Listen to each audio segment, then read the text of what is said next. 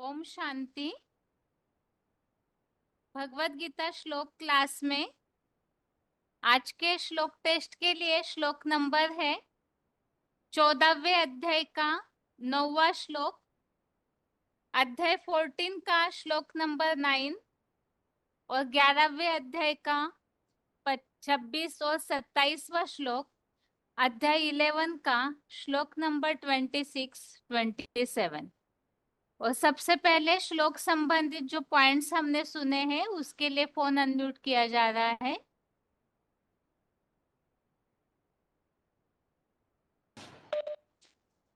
ओम शांति बहन जी। ओम शांति। स्वर्गीय सत्वगुण सुख में लगाता है। सुख मिलता है तो ज्ञान के आधार पर और सच्चाई के आधार पर मिलता है। जितना ईश्वर का ज्ञान उठाता है उतना ही जास्ती जन्म जन्मांतर सुख में रहता है। ये ड्रामा में नूंद है। तो दुनिया की हर चीज, हर प्राणी जड़ हो गया है, जंगम हो गया है। तो पदार्थ भी चार अवस्था में प्रसार होती है। जैसे ये दुनिया चार युगों में विभाजित हो जाता है। तो सत्व प्रधान है सतयुग, सत्व सामान्य त्रेता, रजो प्रधान है द्वापर और तमो प्रधान है कलयुग। तो दुनिया की हर चीज तमो प्रधान से तामसी की ओर जाती है। सात्विकता में सुख होता है, तामस में दुख होता है। तो तामसी दुनिया माना अंधेरी की दुनिया, तम माना ही अंधेरा। तो सत्व माना ही उजेला, जहाँ कभी अंधेरा होता ही नहीं है। तो सतयुग में सभी मनुष्य आत्माएं अपनी सात्विक स्टेज अर्थात आत्मिक स्टेज में ही रहती हैं।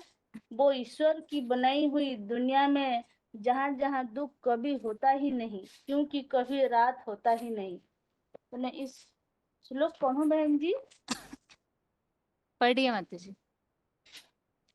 तत्वं सुखे संजयति रजः कर्मणि भारत, ज्ञानम आवृत्य तु तमः प्रमादे संजयति उत। तो ने इसमें बोला है जो जो सत्वगुण होते हैं, जो सतयुग होता है उसमें सुख होता है। जो देवता है आत्मिक स्थिति में रहते हैं वो आंखों से सुख भी लेते हैं। और सत्वगुण के द्वारा ही ज्ञान के द्वारा ही उत्पन्न होता है। और वो सुखा शक्ति में बन जाते हैं। और रजोगुण जो है वो देवता है नीचे उतरते हैं, द्वापर युग से उतरते हैं। तो देहभान के आने के कारण वो गलतियां कर बैठते हैं।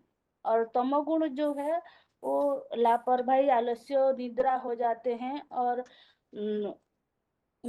गलतियां के कारण बहुत भूले हो जाती है, बहुत बहुत गलतियां कर बैठते हैं।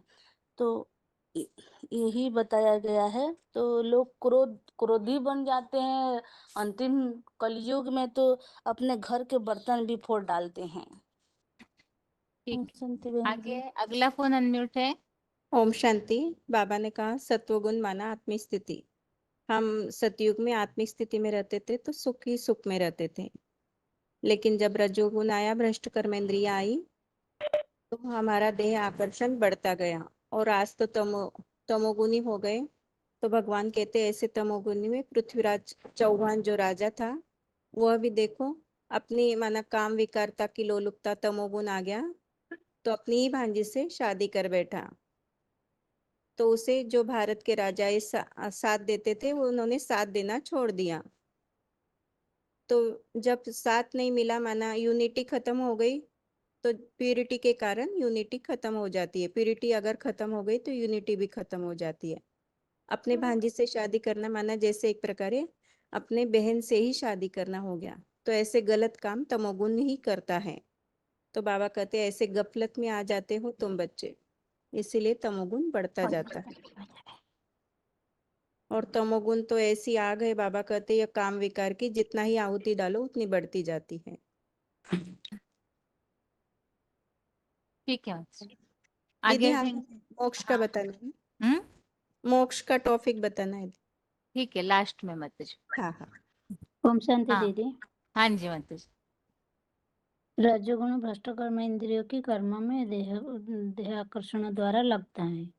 इसमें बाबा ने बताया कि सत्ययुग त्रेता में जब सब आत्मा को आत्मा समझते हैं वहाँ विकार नहीं आता है। जब द्वापर युग से देह समझते हैं तो विकार आता है। जब तक अपने को देहभान में रखेंगे तो विकार पैदा होगा। अगर आत्मिक स्थिति में स्थित रहेंगे तो विकार पैदा नहीं हो सकता। हम अपने को देह रूप में देखेंगे और दूसरे को भी देह रूप में देखेंगे तो आकर्षण पैदा होगा, काम विकार पैदा होगा। तो द्वापर युग में देह समझने के कारण भूल हो जाता है। सत्ययुग त्रेता में देह का सुख भोगते भोगते अपने को देह समझना लगना पड़ते हैं तो आत्मिक स्थिति भूल जाते हैं और पंच विकार का प्रवेशता हो जाती है। श्लोक बताऊं दीदी? बताइए। सत्यम सुखे संजयते रजः कर्मणि भारत ज्ञानम आवृत्य तो तमः प्रमादे संज्ञयति मृतः। माना जो सत्वगुण सुख में और रजगुणी कर्म में और जो तमगुणी अज्ञानता के कारण ही जो कामाग्नि से गफलत में डाल देता है आत्मा को। आगे अगला फोन अनम्यूट है। हेलो, हाँ दीदी। ओम शांति दीदी।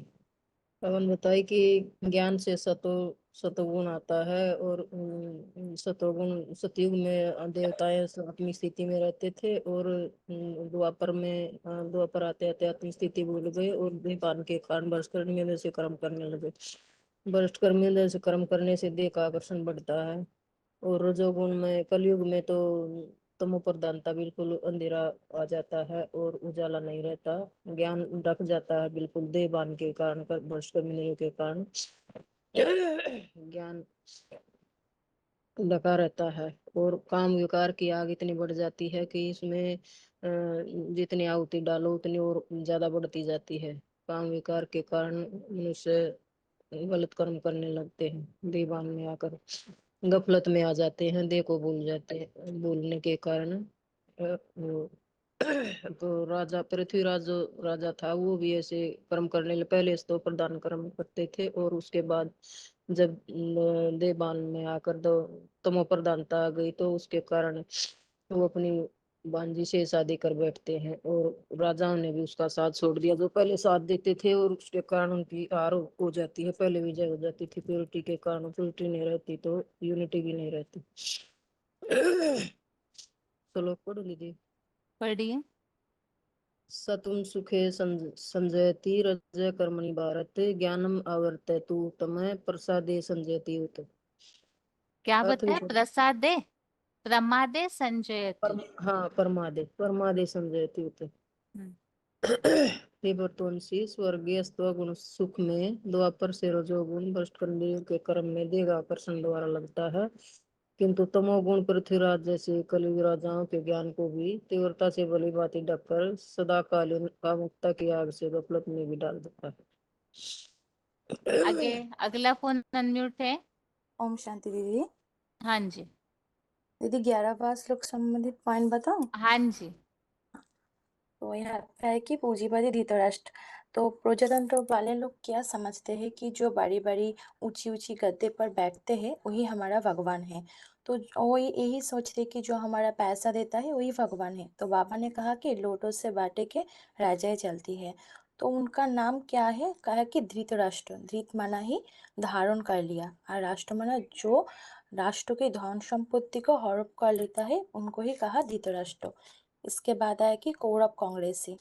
तो कोई कोई यही रेस लगी पड़ी कि कौरव राज्यों में कौरव ढेर सारे इकट्ठा होकर के को करते हैं, गंदे खाना खाते हैं। माना जो जैसा काम करता है काम के आधार पर ही नाम पड़ता है। इसके बाद आया कि कलिजुग प्राचार्य द्रोण। तो द्रोण माना ही ज्ञान का घड़ा, आचार्य माना ही आचार्य माने जिसका बुद्धि रूपी घड़े में ज्ञान भरा है वही द्रोणाचार्य है। तो उनके अभी दुनिया का ज्ञान नहीं, दुनिया का ज्ञान उसमें भरा है, ईश्वर का ज्ञान नहीं। उसके बाद है कि अधिरथ और नहीं सारथी। माता जी, श्लोक पढ़िए, बाकी बहुत सारे हाथ उठे हुए ठीक रहते है हैं ना। दीदी, हाँ हाँ ठीक है दीदी। श्लोक है अमित च ताम धृतराष्ट्रस्य पुत्रा सर्वे सह एव अपनिपाल संगे भीष्म द्रोणो सुतपुत्रो तथा अशोय सह अस्मदीय अपि युद्ध मुख्यै। और दूसरा श्लोक प्रक्तानि ते तरमाना विशन्ति दष्टा करालानि भयानकानि केचित् विलग्ना दशानान्तरेषु सदृशन्ते चूर्णिते उत्तमांगे। ठीक है दीदी। आगे अगला फोन अनम्यूट है। 24,568। हाँ, ओम शांति दीदी। बाबा ने कहा कि वो श्लोक में एक मिनट। हाँ दीदी, ओम शांति। 1 मिनट रुकिए माता जी।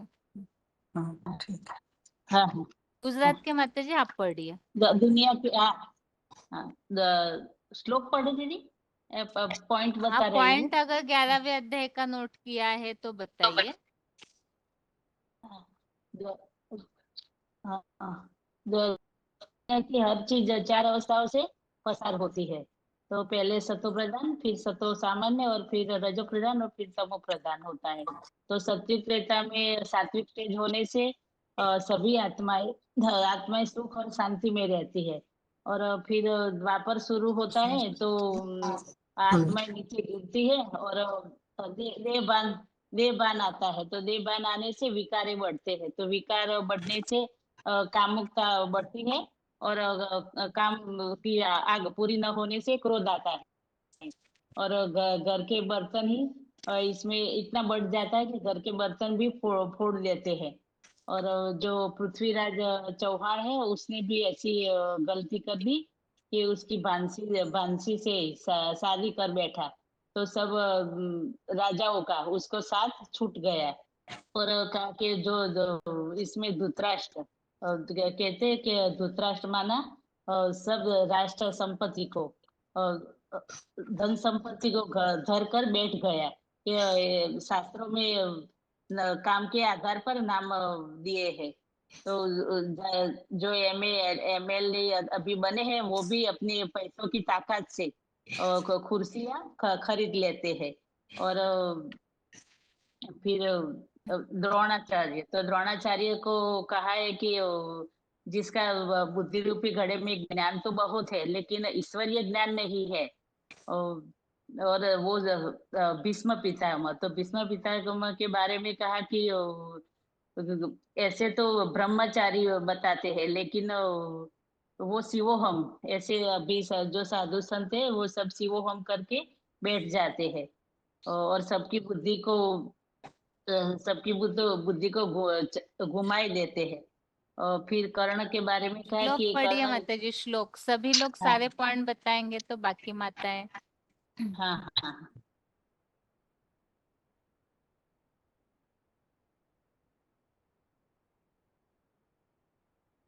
दीदी ये पंखा की आवाज से थोड़ा वो हो गया।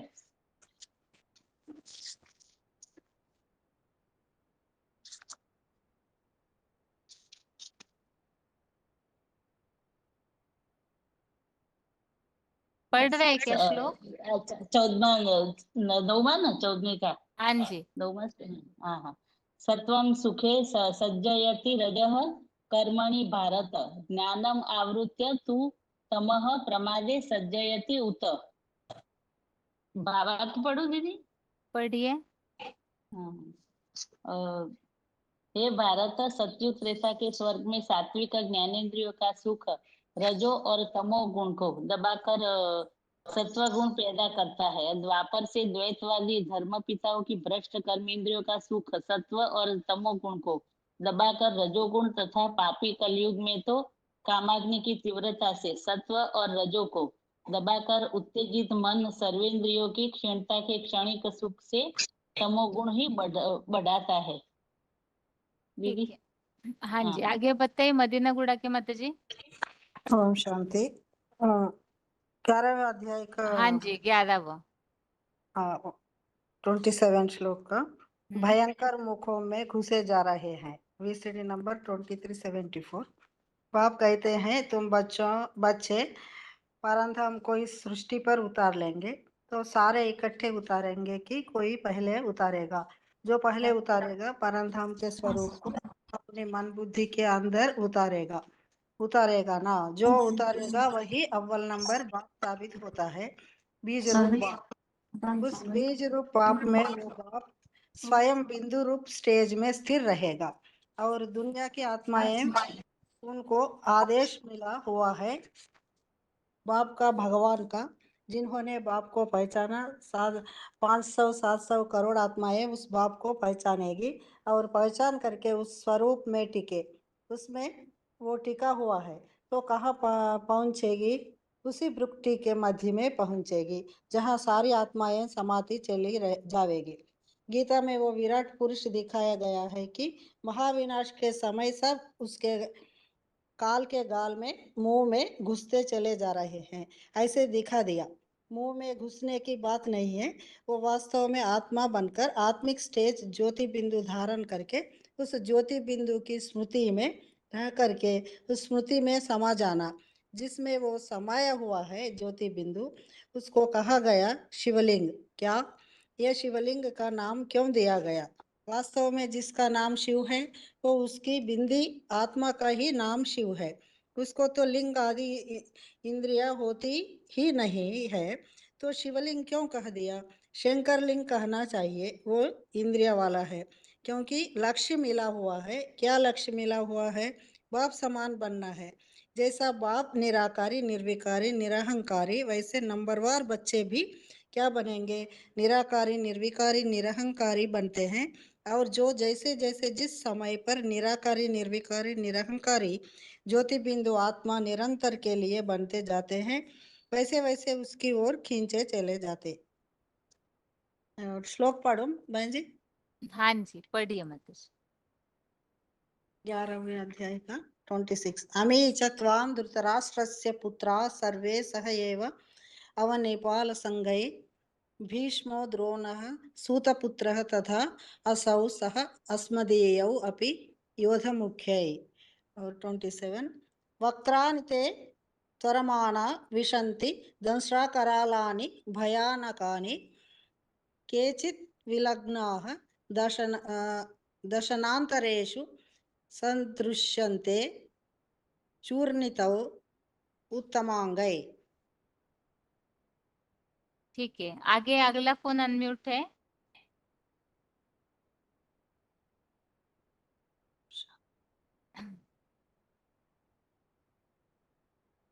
नेपाल के माताजी बताइए। दीदी ओम शांति। क्या ओम बताना है शांति। दीदी? 11वें अध्याय का अगर पॉइंट नोट किया है तो बताइए। 11 को अध्याय को पॉइंट नोट नहीं किया मैंने। अच्छा, 14 को किया था, 11 को नहीं। बताइए 14वें अध्याय के श्लोक में आपने क्या समझा, बताइए माताजी। 14 अध्याय को श्लोक में हम्म प्रकृति से उत्पन्न 3 गुण हम्म तीनों को बांटता है।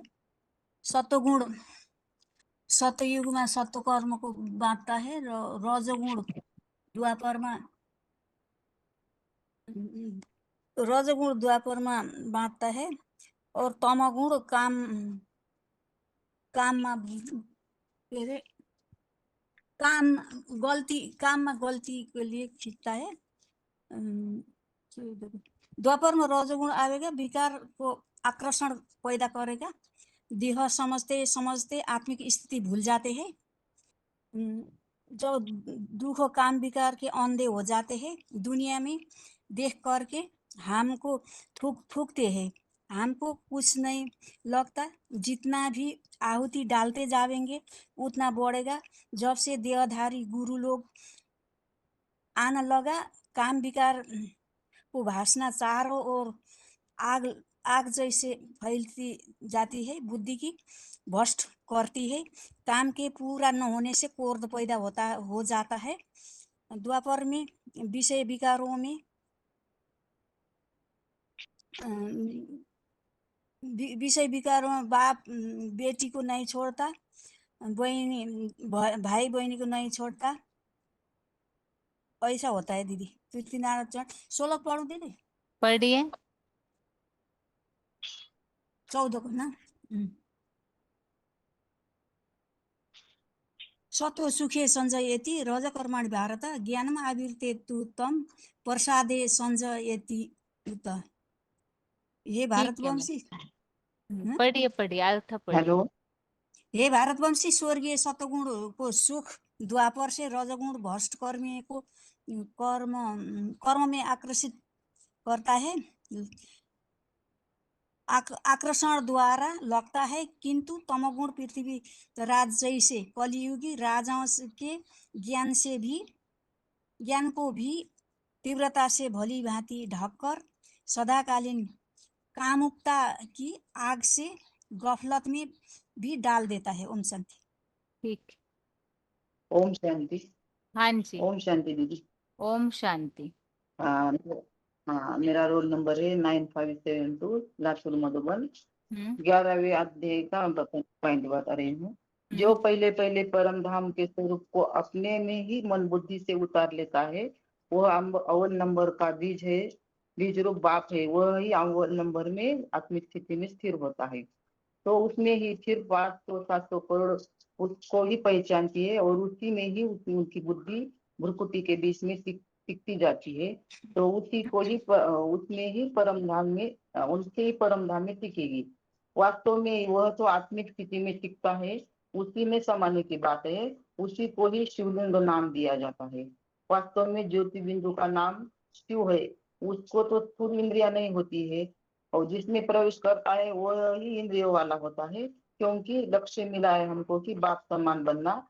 तो बाप समान बच्चों को भी निराकारी, निर्विकारी, निरहंकारी बनने की बात। श्लोक पढ़ो दीदी। पढ़िए। अध्याय 14 का 9वां। तत्वम सुखे संजयति रजो कर्मणि भारत ज्ञानम आवृत्तेतुत्तम प्रमादे संजयति उत। 11 क्या पढ़ो दीदी? हाँ जी। श्लोक। हाँ जी पढ़िए माताजी।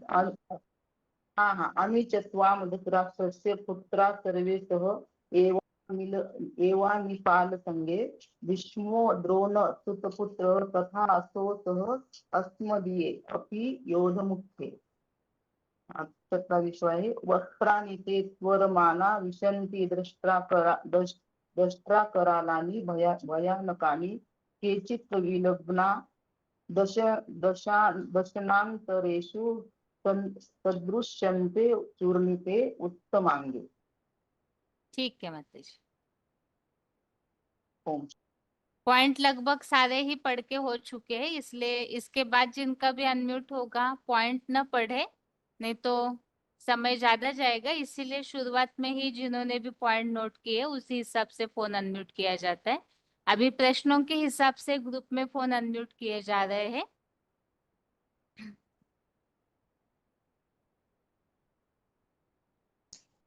शांति। हाँ जी। हाँ जी 4783। हाँ जी। ओम शांति। ओम शांति। 24548 24348। ओम शांति। हाँ जी। 8083। हाँ जी। क्लास में अगर कोई छोटे फोन से जुड़े हुए हैं तो हाथ उठाइए। भाइयों में अगर कोई भी डायल नंबर से जुड़े हैं तो हाथ उठाइए। पहले से हाथ उठाया है तो दोबारा उठाइए।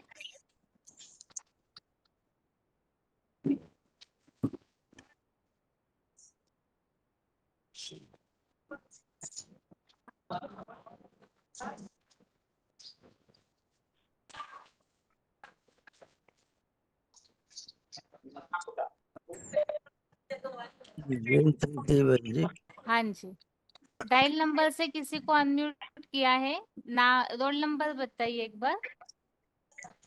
5245। ठीक है।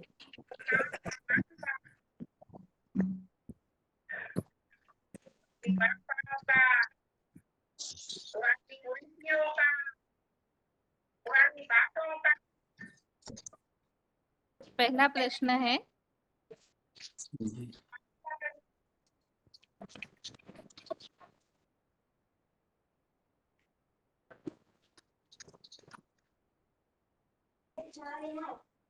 फूलों का पुतला है मनुष्य, ऐसे कहा जाता है। तो मनुष्यों से भूले होने का कारण? जन्म मरण में आने के। मनुष्य तमोगुण बढ़ जाने से रजोगुण बढ़ जाने से भूल जाते हैं। क्या बताया? और जो रजोगुण तमोगुण बढ़ जाने से भूल हो जाती है। रजोगुण तमोगुण बढ़ने से भूल होती है, ठीक है। अभी मनुष्य इस हाँ जी बताइए। चंचल मन होता है हम्म और चंचल मन के कारण भूले होती हाँ रहती है, स्थिर नहीं रहती है। और वो तामसी जब तमोगुण बढ़ता है तो ज्ञान ढक जाता है, देहपान समझ लेते हैं, तो आत्मिक स्थिति भूल जाती है, तो स्वस्थिति में टिकते नहीं है, तो भूले होती रहती है। ठीक है। अभी अगला प्रश्न ये है कि सत्वगुण और तमोगुण में विशेष अंतर क्या देखने में आता है? बोलिए। महासमुन बताइए। सत्वगुण में बढ़ने से ज्ञान का आसक्ति होता है, सदा मन बुद्धि ज्ञान में रहना पड़ता है। उस वेले सुख में आसक्ति भी बढ़ सुख में आसक्ति और बांधित सुखासक्ति में बांध जाता है। लेकिन तमोगुण होने के कारण तमोगुण बढ़ने से वो मन बुद्धि काम विकार में काम जो बोलते हैं काम संकल्प वर्जिता, ऐसा न होने कर मन बुद्धि काम संकल्प में सदा रमन करने से गफलत में इंद्र संयम न करके गफलत में पड़ जाता है, गफलत करता है। दीदी मैं बताऊं? हाँ जी बताइए। हाँ, जो सत्व गुण है वो सुख शक्ति में बांधता है, और तमोगुण है वो लापरवाही आलस्य में निद्रा में बांध लेता है।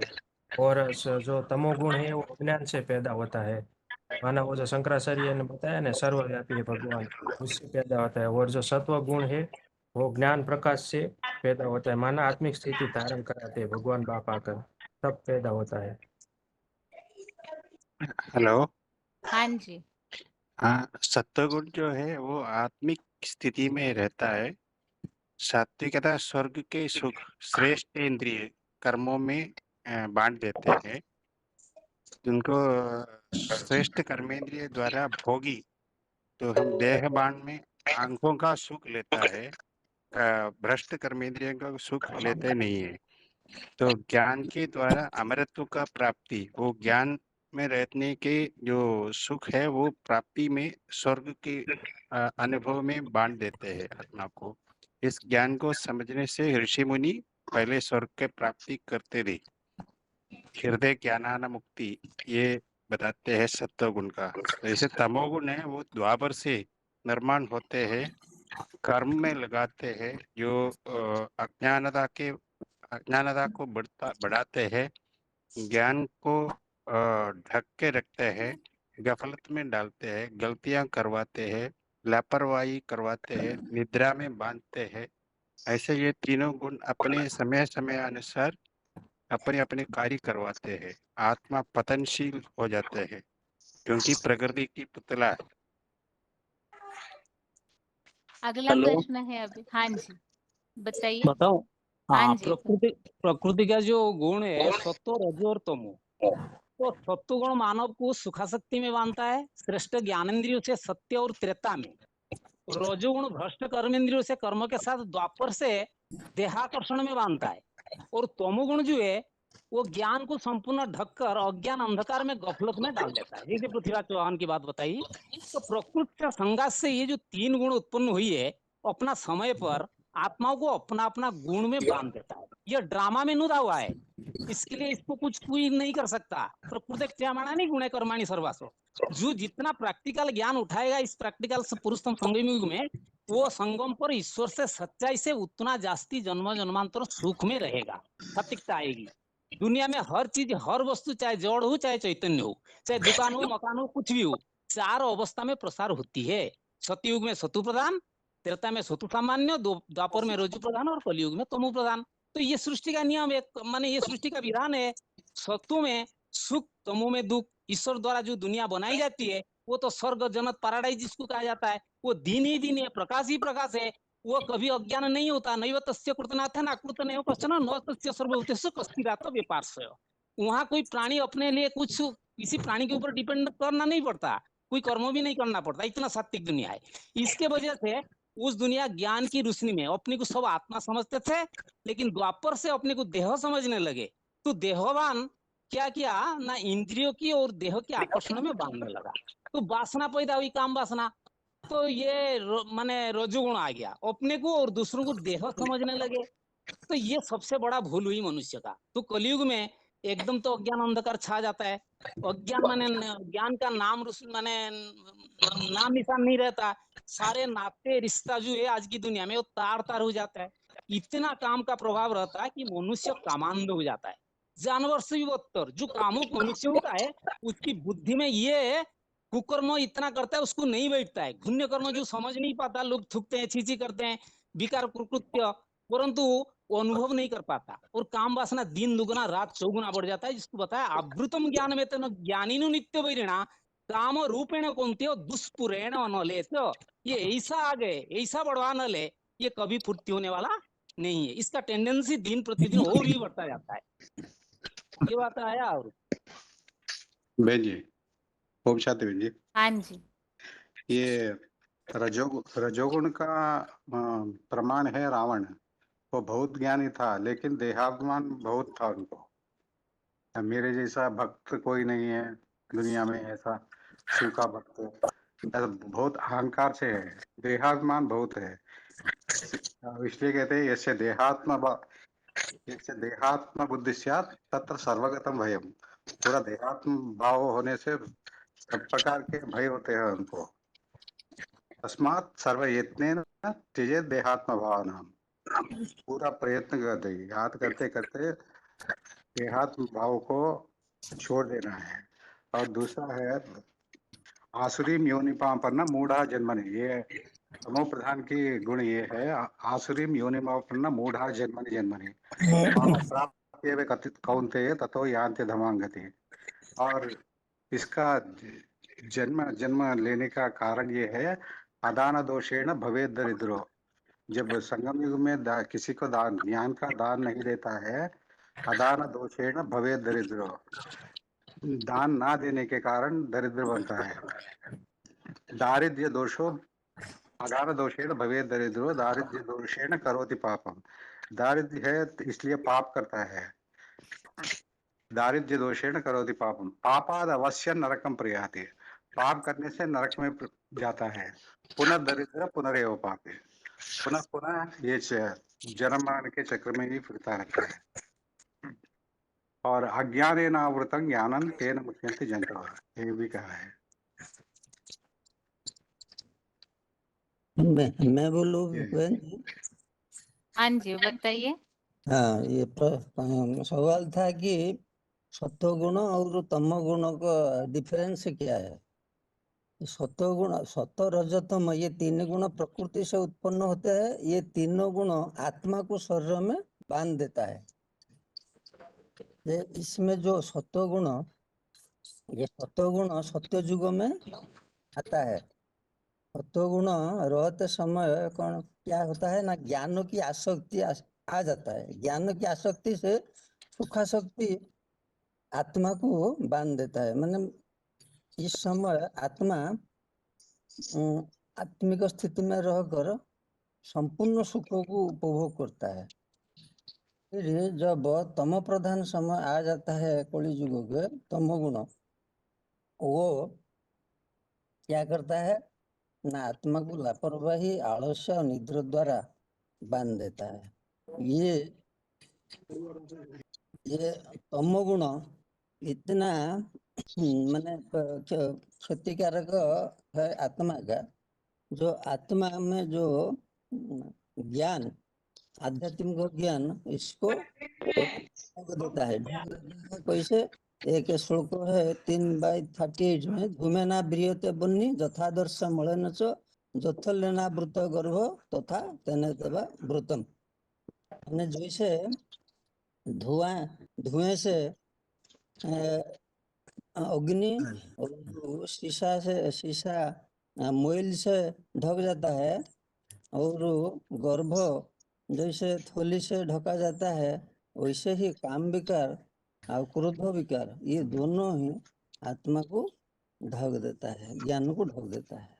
ऐसा है तमोगुण अवस्था। ठीक है, अभी 11वें अध्याय संबंधित थोड़े से प्रश्न। 8083 और 5245 प्रश्न ये है कि यहाँ 26 और 27वें श्लोक में बताया हुआ है विराट रूप में समाने की बात। तो विराट रूप में सभी समा जाते हैं, इसका कारण खास क्या बताया है इस श्लोक में?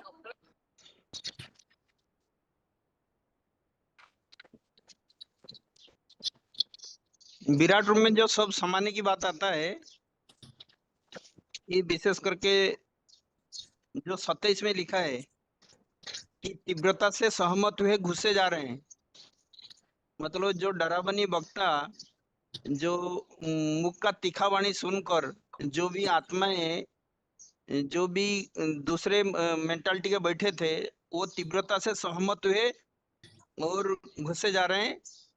मतलब जो विराट रूप का प्रभाव जो बढ़ेगा, धीरे धीरे जो सहयोगी आत्माएं सबूत सम्मुख दिखाई देंगे, तो जो आत्मा विमुख होके पढ़े थे वो सहमत हो जाएंगे, क्योंकि और कोई रास्ता ही नहीं होगा। क्योंकि बाबा ने बोला जो नास्तिक से नास्तिक आत्मा भी वो गॉड फादर रहम कर करके वो सहमत होके वो बाप का संकल्प में समा जाएंगे। क्योंकि साधारण रूप देखते हैं तो किसी को इतना विश्वास नहीं होता, लेकिन जो अर्जुन को विराट रूप दिखाई दिया, वो अर्जुन भी हाथ जोड़ने लगा और ये कहने लगा ये जो भी प्रकाश है उसको मैं सहन नहीं कर सकता, तो मुझे वही सौम्य रूप मतलब चतुर्भुज विष्णु रूप दिखाइए। तो ऐसे ही हर आत्मा का सहन करने की कुछ लिमिटेशन होता है, और जो लिमिटेशन पार होने के बाद वो फिर भगवान का सामने अपने को झुका देता है।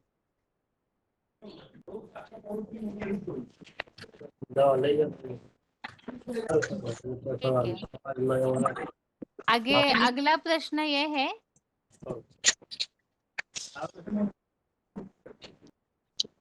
बाकी जो धर्म पिताएं हैं वो जब आते हैं तो उनके कार्य में, और यहाँ धर्म पिताओं का भी पिता जब वो प्रत्यक्ष होते हैं तो उनके कार्य में क्या अंतर होता है? 24-348 और भावनगर गुजरात, आप दोनों में से कोई बताइए। भगवान जब आते हैं तो उनके कार्य में और धर्म पिताओं के कार्य में विशेष अंतर क्या होता है? धर्म पिता जो आता है जो श्री पुरानी परंपराओं को, कुरीतियों को, बातों को मुकाबला नहीं कर पाते, खंडन नहीं कर पाते, ताकत नहीं थी कि धर्म गुरुओं का मुकाबला कर सके और धर्म स्थापन तो किया, लेकिन पुरानी धर्म का विनाश नहीं कर पाया। फिर अनेक धर्म बढ़ गया, फिर अशांति बढ़ते गई, लेकिन भगवान जब आते हैं तो ये सारी परंपराओं को, पुरानी बातों को खंडन कर देते हैं और आत्मधर्म की स्थापना करते हैं। आप बताइए। हाँ जी बताइए। हाँ, जो धर्म पिता आते हैं वो अपनी अपनी धारणा स्थापन करते हैं, क्योंकि उसमें इतनी ताकत नहीं होती है कि जो पुराने जो मान्यता चली आई वो खत्म कर सके। तो इसलिए धर्म कलयुग अंत तक बढ़ते जाते हैं, और जब आते हैं तो वो सारे दूसरे जो धर्म गुरु ने जो स्थापन किया है वो खलास कर देते हैं और एक सत धर्म की स्थापना करते हैं, क्योंकि सत्य एक होता है और सत्य की विजय होती है। इसलिए बाप में वो ताकत रहती है, इसलिए सारी जो पुरानी मान्यता है, धारणा देहधारी गुरुओं ने सिखाई वो खत्म कर देते हैं और एक सत धर्म स्थापन होता है, क्योंकि सभी एक बाप के बच्चे हैं, तो एक बाप की मान्यता स्वीकार कर लेते हैं। भाई जी, ये सनातन धर्म के विरुद्ध होकर अपने अपने मान्यताओं को प्रजाओं पे ठोक देते हैं, अपने अपने धर्म स्थापन कर लेते हैं, विपरीत ज्ञान हो जाता है उनका, अपने अपने पार्टी वगैरह वगैरह लगाते हैं। इसलिए कहते हैं साक्षरता विपरीताश्चेत राक्षसा ही केवलम। ज्ञान भी विपरीत ज्ञान हो गया तो भी वो राक्षसी बन जाता है, इसलिए अपने अपने धर्म स्थापन कर लेते हैं। इसमें ऐसे भी तो बोल सकते हैं ना, जो 100% ज्ञान है वो सिर्फ एक ही लेता है, और इसका विद्या उसका ज्ञान ऐसा होता है, ज्ञान विद्या विवाद आया, विवाद के लिए करते हैं अपने विद्या ऐसे उपयोग करते हैं। विद्या विवादाय धनम मदाय, धन मदमाश्चर्य को बढ़ाता है उनके लिए। विद्या विवादाय धनम मदाय ऐसा बोलते हैं। हेलो। हाँ जी। हाँ जी, सारे सृष्टि जो है मानव सृष्टि है उसका पिता जिसका नाम गायन है विश्व पिता या जगत पिता जगन्नाथ एक ही है। बाकी जो दूसरे दूसरे धर्म का पिता आते हैं वो धर्म पिता कहा जाते हैं, अपने अपने धर्म का अपने अपने जनरेशन का पिता है। उनको ग्रेट ग्रेट ग्रैंडफादर नहीं कहेंगे, वो सिर्फ अपने धर्म के अंदर फादर है। ग्रेट ग्रेट ग्रैंडफादर जो है जो सारी दुनिया का पिताओं का पिता बाबाओं का बाबा वही सुप्रीम है, सुपरमेसी पावर है जिसके अंदर सारे त्रिकालदर्शिता का ज्ञान है। सारे सृष्टि को सारे मनुष्यात्मा को उद्धार करने वाला, पति से पावन बनाने वाला, सबको मुक्ति जीवन मुक्ति देने वाला एक ही है। इसलिए दूसरे जो धर्मपिता हैं वो तो एक तो वो द्वापर युग से आते हैं, दूसरी बात है अपने अपने जनरेशन के पिता है, वो अलगाववादी चिंताधारा पैदा करते हैं। एकता का सूत्र में बांधने का उनके अंदर हिम्मत नहीं है, ना साहस है, ना उस ज्ञान है उनके अंदर। तो इसलिए वो कभी सारी दुनिया को एकता के सूत्र में बांध नहीं सकते, ना दुनिया को विनाश कर सकते हैं, ना नई दुनिया स्थापना कर सकते। वो सिर्फ अपना धर्म ही स्थापन कर सकते हैं, राजा भी स्थापन नहीं कर सकते हैं।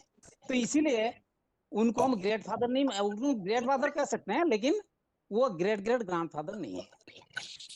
तो मैं बताता हूँ दीदी। हाँ जी बताइए। वो जब सत्य युग जो संगम युग होते हैं तो बाप आता है, बाप आते हैं तो ये हर धर्म को विनाश कर एक धर्म स्थापना करते हैं, क्योंकि वो जो रुद्र ज्ञान यज्ञ स्थापना करते हैं इसमें सारी दुनिया भस्म हो जाते हैं। इसलिए गीता में आया है ना, सर्वधर्म परित्यज्य मामेकं शरणं व्रज। तो ये सब धर्म को विनाश कर देते, एक धर्म स्थापना करते हैं। परंतु वो जो धर्मपिता है वो तो सत्ययुग को नहीं देखते हैं, वो तो द्वापर से आते हैं। तो वो आकर ये जो पूर्ण जो धर्म अपना अपना धर्म स्थापना करते हैं, अपना अपना धारणा अनुसार धर्म स्थापना करते हैं, पूर्ण परंपरा को कुछ भी विनाश नहीं कर पाते। बाप ही जब आते ये सारे ही पूर्ण परंपरा को नष्ट कर देते हैं, सत्य धर्म स्थापन करते हैं। हेलो। हाँ जी। अपना होता है जो धर्मपिता आते हैं वो आत्मिक शक्ति में धर्म की स्थापना करते हैं और अपना धर्म पालन भी देते हैं। लेकिन जो पुराना परंपरा जो मतलब रूढ़िवादी बन चुका है, जो समाज के लिए हानिकारक बन चुका है, उसका विनाश करने की ताकत धर्मपिता में नहीं होता है। लेकिन जब परमपिता आते हैं, जो सनातन धर्म का धर्मपिता जो सनत कुमार है, उसके द्वारा जब सनातन धर्म की स्थापना होता है वो तीनों काम होता है। स्थापना के साथ साथ जो रूढ़िवादी जो परंपरा बन चुका है, जो समाज को हानि पहुंचा है, उसको भी विनाश करने का जो परमपिता होता है लेते हैं, उसके तीनों काम करते हैं, अपने साथ साथ विनाश भी और उस आत्मा रह जाते हैं, उनका पालना भी करते हैं। तो परमपिता का तीन काम होता है, स्थापना, पालना, विनाश। लेकिन धर्मपिताओं का दो काम होता है, अपना धर्म की स्थापना करना और अपना धर्म की पालना करना। लेकिन जो पुराना विनाश करके सत्य की काम धर्मपिताओं से और वो में आते हैं। लेकिन जो कलाहीन आत्मा को भी कलातीत बनाने का काम वो संगम में होता है, उसी समय की स्थापना भी होता है। कला का समय तुम समझोगे, लेकिन जो कला में आते हैं वो भल संगम पर होते हैं, लेकिन स्थापना करने का काम उनका प्रत्येक रूप में सारी दुनिया में जो ड्रामा चलता है, जो गीत कला का समय होता है में स्थापना है। स्थापना का समय है जो सनातन की स्थापना सनातन के द्वारा होता है, वो ड्रामा की बात नहीं है।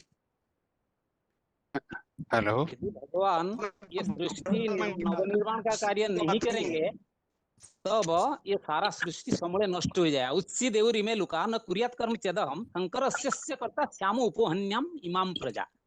मतलब विश्व नवनिर्माण का कार्य ये भगवान का पहला प्राथमिकता है, नहीं तो ये मनुष्य सूची समूले नष्ट हो जाएगा। क्योंकि वर्ण संकर प्रजा ये कभी माना आगे नहीं बढ़ेंगे, ये और समाज को एकदम नीचे गिरा देंगे, एकदम गड्ढे में ले जाएंगे। ये बात भी है। हेलो। हेलो। हाँ जी। भगवान जो है वो सत्य है, तो सत्य जो है हमेशा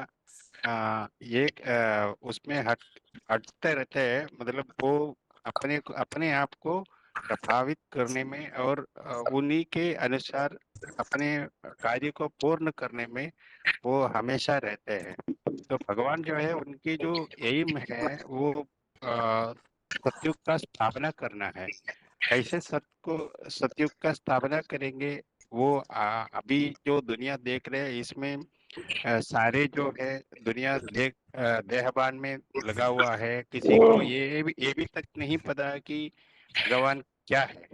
तो भगवान सबसे पहले अपने आप को परिचय देते हैं और उन्होंने बता देते हैं कि भाई तुम ऐसे ऐसे करेगा तो नए जो धर्म अभी आने वाला है, सतयुग स्थापन होने वाला है, उसमें तुम आ सकता है। तो उसके लिए वो सब कुछ पहले बता देते हैं। लेकिन जो देहबान में रहते हैं तो वो पहले ही यही इंडिकेशन देते हैं, भाई तुम देहबान को त्यागो, सब कुछ संपूर्ण न्यास करो और आत्मा समझो अपने आप को, कुछ भी नहीं है, एब्सोल्यूट जीरो। तो जहां पर थोड़ा सा भी आत्माभिमानी नहीं रहता है, देहाभिमान रहते हैं, तो उनको ये ज्ञान जो लेना है वो पूरा प्राप्ति नहीं कर पाएगा। तो शंकर सिर्फ एक ऐसे व्यक्ति है जो अपने संपूर्ण न्यास को, ना उन्होंने स्वर्ग का सुख के आनंद लेता है और ना नरक के तो इसलिए वो मुरलियों में भी बाबा बोलते हैं ना, अगर स्वर्ग मेरा है तो नरक मेरा नहीं है क्या, पूछते हैं हमेशा। वो इसी बात का प्रत्यक्षता करके उन्होंने बोलता है। सो बाप को जो प्रत्यक्षता करना है तो बाप समान बनना है, वही बच्चे बाप को प्रत्यक्ष कर सकते हैं। तो शंकर जो है ऐसे व्यक्तित्व में आ जाते हैं तो वो सनातन धर्म की स्थापना करने में पूरे 100% बाप के जैसे बातचीत बताए उनको फॉलो करके 100% मार्क्स करते हैं, तभी वो सनातन धर्म की स्थापना करते हैं। लेकिन दूसरे जो धर्म पिताए हैं वो धर्मों की स्थापना करते हैं, लेकिन बाकी जितने भी है उनसे टक्कर लेने के लिए ना उनके अंदर ज्ञान है ना उनके अंदर शक्ति है। वो सबको एक एक जैसे समझ के वो नानात्व में आ जाते हैं। लेकिन भगवान जो है वो नानात्व में एकत्व करते हैं, इसलिए ये फर्क है दोनों। और दीदी ये भी हाँ बहन जी, मैं बोलूं? हाँ जी बताइए। 260 to 85 हाँ जी। बात चलता है कि माने एक तो देवी देवता सनातन धर्म का और दूसरे धर्मों का, ये दोनों धर्मों में डिफरेंस क्या है? ये दोनों डिफरेंस है, एक है आत्मिक स्थिति के ऊपर ध्यान और दूसरे धर्म के है देववान के ऊपर ध्यान। तो देववान से फैले हुए मतों से क्या माने अशांति, दुख और झगड़ा चल रहा है संसार में, और आत्मिक शांति से आत्मा का शांति, और आत्मा के चाहते है शांति। वो शांति प्रतिष्ठा के लिए मनुष्य नहीं, शांति प्रतिष्ठा के लिए भगवान हर कल्प में तो आते हैं। तो ये लक्ष्य है शांति स्थापना करने है, सुख समृद्धि वृद्धि होगा। तो सुख समृद्धि के लिए भगवान जब आते हैं अपना धर्म का स्थापन करते हैं बलिष्ठ युक्ति देकर, और दूसरे पुरातन जो हमारा परंपरा, पुरातन धर्म का जो सब परंपरा, जो सब पुरानी पुरोहितों सब पुरानी बात, वो सबको खंडन करना दरकार करता है। क्योंकि ना खंडन न करने से ये जैसे कि बड़ा बड़ा पॉइंट सब है, ये माने भगवान सर्वव्यापी, ये गोटे बड़ा पॉइंट। और दूसरा पॉइंट है आत्मा से परमात्मा। ऐसे ही जैसे कि माने ये टोटल समाज पथभ्रष्ट हो गए कि अधोगामी हो चुके हैं। ये सब को हटाने के लिए जे माने एक ही समर्थ है, एक ईश्वर परमपिता परमात्मा। तो वो आकर जे अपनी धर्म का स्थापन करते हैं, जो धर्म का माने मुख्य लक्ष्य है आत्मिक स्थिति। वो आत्मिक स्थिति स्थापन करके देव माने स्वर्ग को स्थापना करके वो धर्म का ये को चुरमार करके, खंड विखंडित करके, ध्वस्त विध्वस्त करके वो चल जाते हैं। ओम शांति। दूसरे जो धर्म पिता आते हैं सार में ये बता सकते हैं कि भगवान का लक्ष्य है कि वसुदैव कुटुंबम बनाना, और धर्मपिताओं का काम है डिवाइड एंड रूल, जो डिवाइड एंड रूल का है। भगवान का तो लक्ष्य है वसुदैव कुटुंबम, इनका तो है कुटुंब को विच्छिन्न कर देना अपने अपने धारणाओं से। और दूसरे जो धर्म पिता आते हैं ना, वो तो जिस देह में प्रवेश करते हैं उसका संग का रंग लग जाता है, तो वो भी जन्म मरण के चक्र में आ जाते हैं और खुद भी बन जाते हैं। और जो बाप जो आते हैं वो तो जन्म मरण के चक्र में नहीं आते हैं, बंधायमान नहीं होते हैं, और जिसमें प्रवेश कर और सारी दुनिया को भी छुड़ा देते हैं चक्र से। ठीक है, यहाँ इन 2 श्लोकों में मुख्य बात क्या बताई जा रही है, इसे एक वाक्य में बताइए। महासमुंद बताइए, इस 26 और 27वें श्लोक में मुख्य बात बाबा क्या बताना चाहते हैं?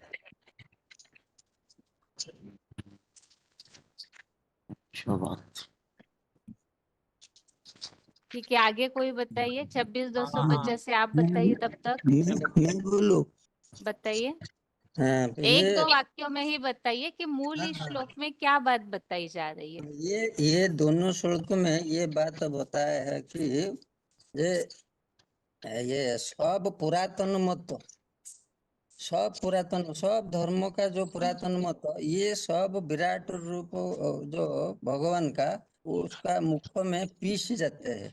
अर्थात सब भगवान का मतों को, जो आत्म स्थिति मत, ये मतों को सब ग्रहण करते हुए, ऐसा ही ये दोनों श्लोकों में बताया। ये दीदी आ सकता है, ये यज्ञ कुंड है और इसमें सारी दुनिया स्वाहा होनी है, कोई भी नहीं बचेगा। मैं बताऊं? ठीक है, हाँ जी। हाँ, इसी दोनों श्लोकों में एक चीज, बहुत बड़ी चीज बताया है, जो भगवान का जो सर्वव्यापी ज्ञान है, ये जो भयंकर विष समाज में फैला हुआ है, और इस भयंकर विष को फैलाने वाले जो निमित्त बने हुए, जो कौरव कांग्रेसी है या जो सन्यासी हुए, तो उनकी मिथ्या ज्ञान का अंत करना बहुत जरूरी है। दूसरी बात है, जो मान्यता, झूठी मान्यता में संसार फैली हुई है, जो जिसके आधार पर समाज आज नीचे गिरी हुई है, भगवान एक व्यापी के रूप में, जो विराट रूप में प्रत्यक्ष हो रहे हैं, तो उसकी मान्यता को उपस्थापन करना पड़ेगा। और तो बहुत चीज बता सकते हैं, लेकिन टाइम कम है। ठीक। और ये भी तो बोल सकते हैं ना, जो पहले अपने आप को हम सही बना देंगे तो अपने ऐसे सब सोचेंगे तो अपने समूह भी जैसे श्रेष्ठ बन जाते हैं, तो उससे तो पूरे सबके लिए लाभ भी हो सकता है और दुख अशांति मिट सकता है। बताइए महासमुंद, आप कोई पहले प्रश्न पूछा था वैसे। आगे चलकर जो महाभारत महाभारी जो युद्ध होगा, उसमें वही सत्य असत्य की युद्ध में हम पूरा आत्मिक स्थिति में रहकर ही सत्य की पर तर्क करना है, सत्य के पथ पर रहना है। वो जो धर्म अधर्म की युद्ध में धर्म की पथ पर रहना है और आत्मिक स्थिति में पक्का रहना है। 8083 बताइए। नेटवर्क नहीं शायद। मैं बताता हूँ दीदी। हाँ जी, बताइए। अच्छा, जो इसी श्लोक में बाबा ने बताया है कि जब आप में, अर्थात ये जो जो साकार रूप है, उसमें वो जो आगे चलकर जब साकार निराकार के जो रूप है, इसमें आगे चलकर जब महाविनाश होगा, तो ये जो भी सारे दुनिया के जो भी अधिकारी है, जो भी सन्यासी है, जो भी ये कौरव कांग्रेसी कौरव दल है, वो सारे ही कलियुग अंत में उनके सहमत हुए, उनके बात को सब समर्थन करेंगे। इसे मुख्य बात है, भगवान को मानेंगे सारे। सबसे बड़ी बात है, आज की जो देश की शासन सत्ता किसमें चल रही है, किसके नियंत्रण में है? ना बड़े बड़े देसी विदेशी कंपनी के हाथ में, टाटा बिरला डालमिया वगैरह।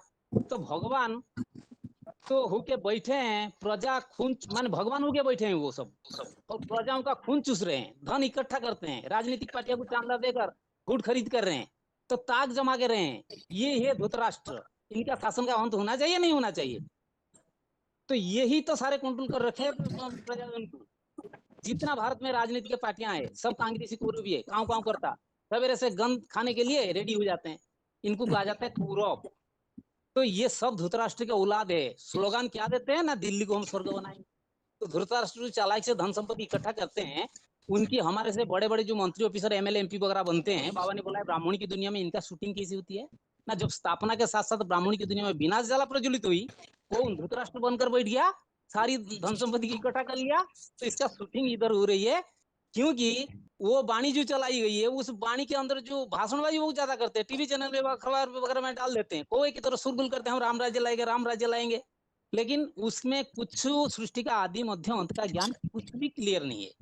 इसीलिए अस्पष्ट ज्ञान है। अस्पष्ट ज्ञान से गंदगी मैला पैदा ही होगा, इसको वो साफ नहीं कर सकते हैं। तो ये बात है। विनाश जो है वो मंगलकारी हो सकता है, यही बताया डायरेक्ट। ठीक है, अभी आप सभी को म्यूट कर रहे हैं। माताओं के बहुत सारे हाथ उठे हुए हैं। ओम शांति। ओम शांति।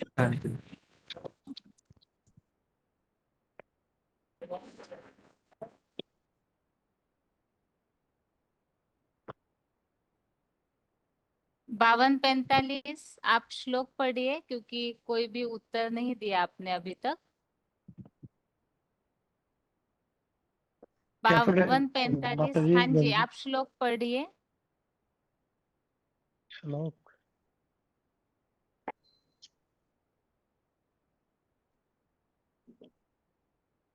कौन सा श्लोक पढ़ूं? आज का जो टेस्ट में है 11वें अध्याय का 26 27 पढ़िए। 11 26 27।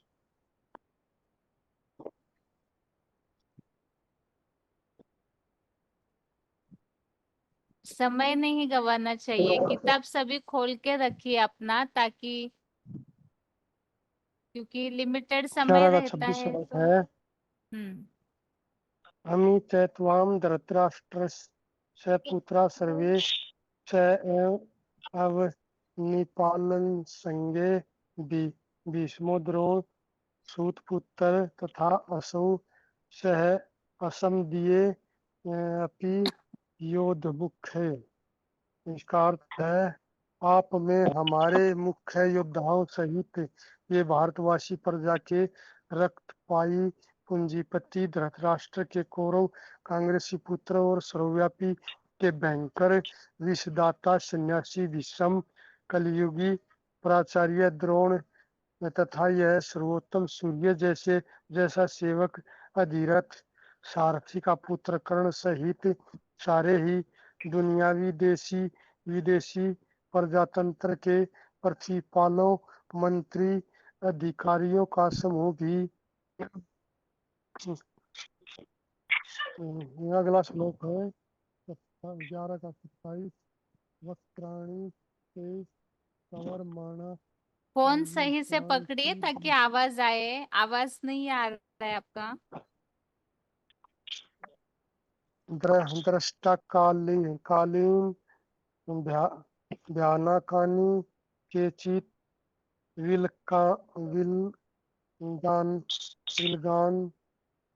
दशानन्तरेषु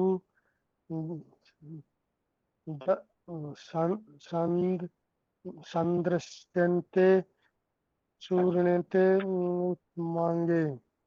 आपके विकराल एटॉमिक मिसाइल दाढ़ों वाले भयंकर डरावनी वाणी वक्ता और लंबी जीभ के मुखों में तीव्रता पूर्वक सहमत ये घुसे जा रहे हैं। भारतीयों में से ऐसी कुछ सीधी सादी सामान्य जनजातियां दांतों के बीच में झूठी मान्यताओं परंपराओं में ऐसे चूर चूर हुए बुद्धि रूपी सिरों के साथ अच्छे से प्रत्यक्ष देखे जा रहे हैं। ठीक है, अभी जिनके भी छोटे फोन से फोन अनम्यूट है, अपना रोल नंबर बताते जाइए। हेलो हेलो दीदी। हेलो हेलो हाँ जी, 13,170। आगे रोल नंबर बताइए। हाँ और ओम हेलो शांति दीदी 2766। 27,666। ठीक है, आगे बताइए roll number. Hello hello roll number hello बोलने से कैसे पता चलेगा कौन हेलो बोल रहे, कौन ओम शांति हाँ बोल रहे? हाँ दीदी, मेरा नंबर है 9572 लातूर मधुबन। आगे बताइए। हाँ 8491 औरंगाबाद। आगे बताइए।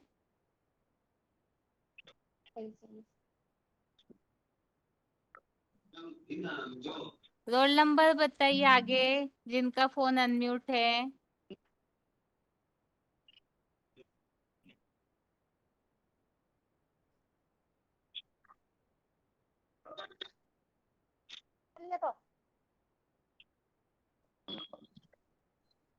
अभी और किसी का अनम्यूट किया है? हाँ जी, बताइए रोल नंबर। Roll number 29,669। ठीक है। अभी सबसे पहला प्रश्न है 9,572 और 18,491।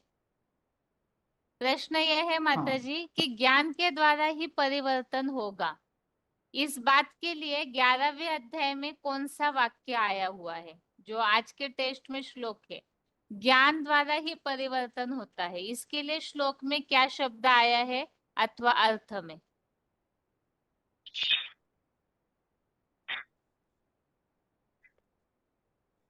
आगे 13,170 बताइए माता जी। ज्ञान द्वारा ही परिवर्तन होता है, इसके लिए 26-27वें श्लोक में कौन सा वाक्य, कौन सा शब्द आया है?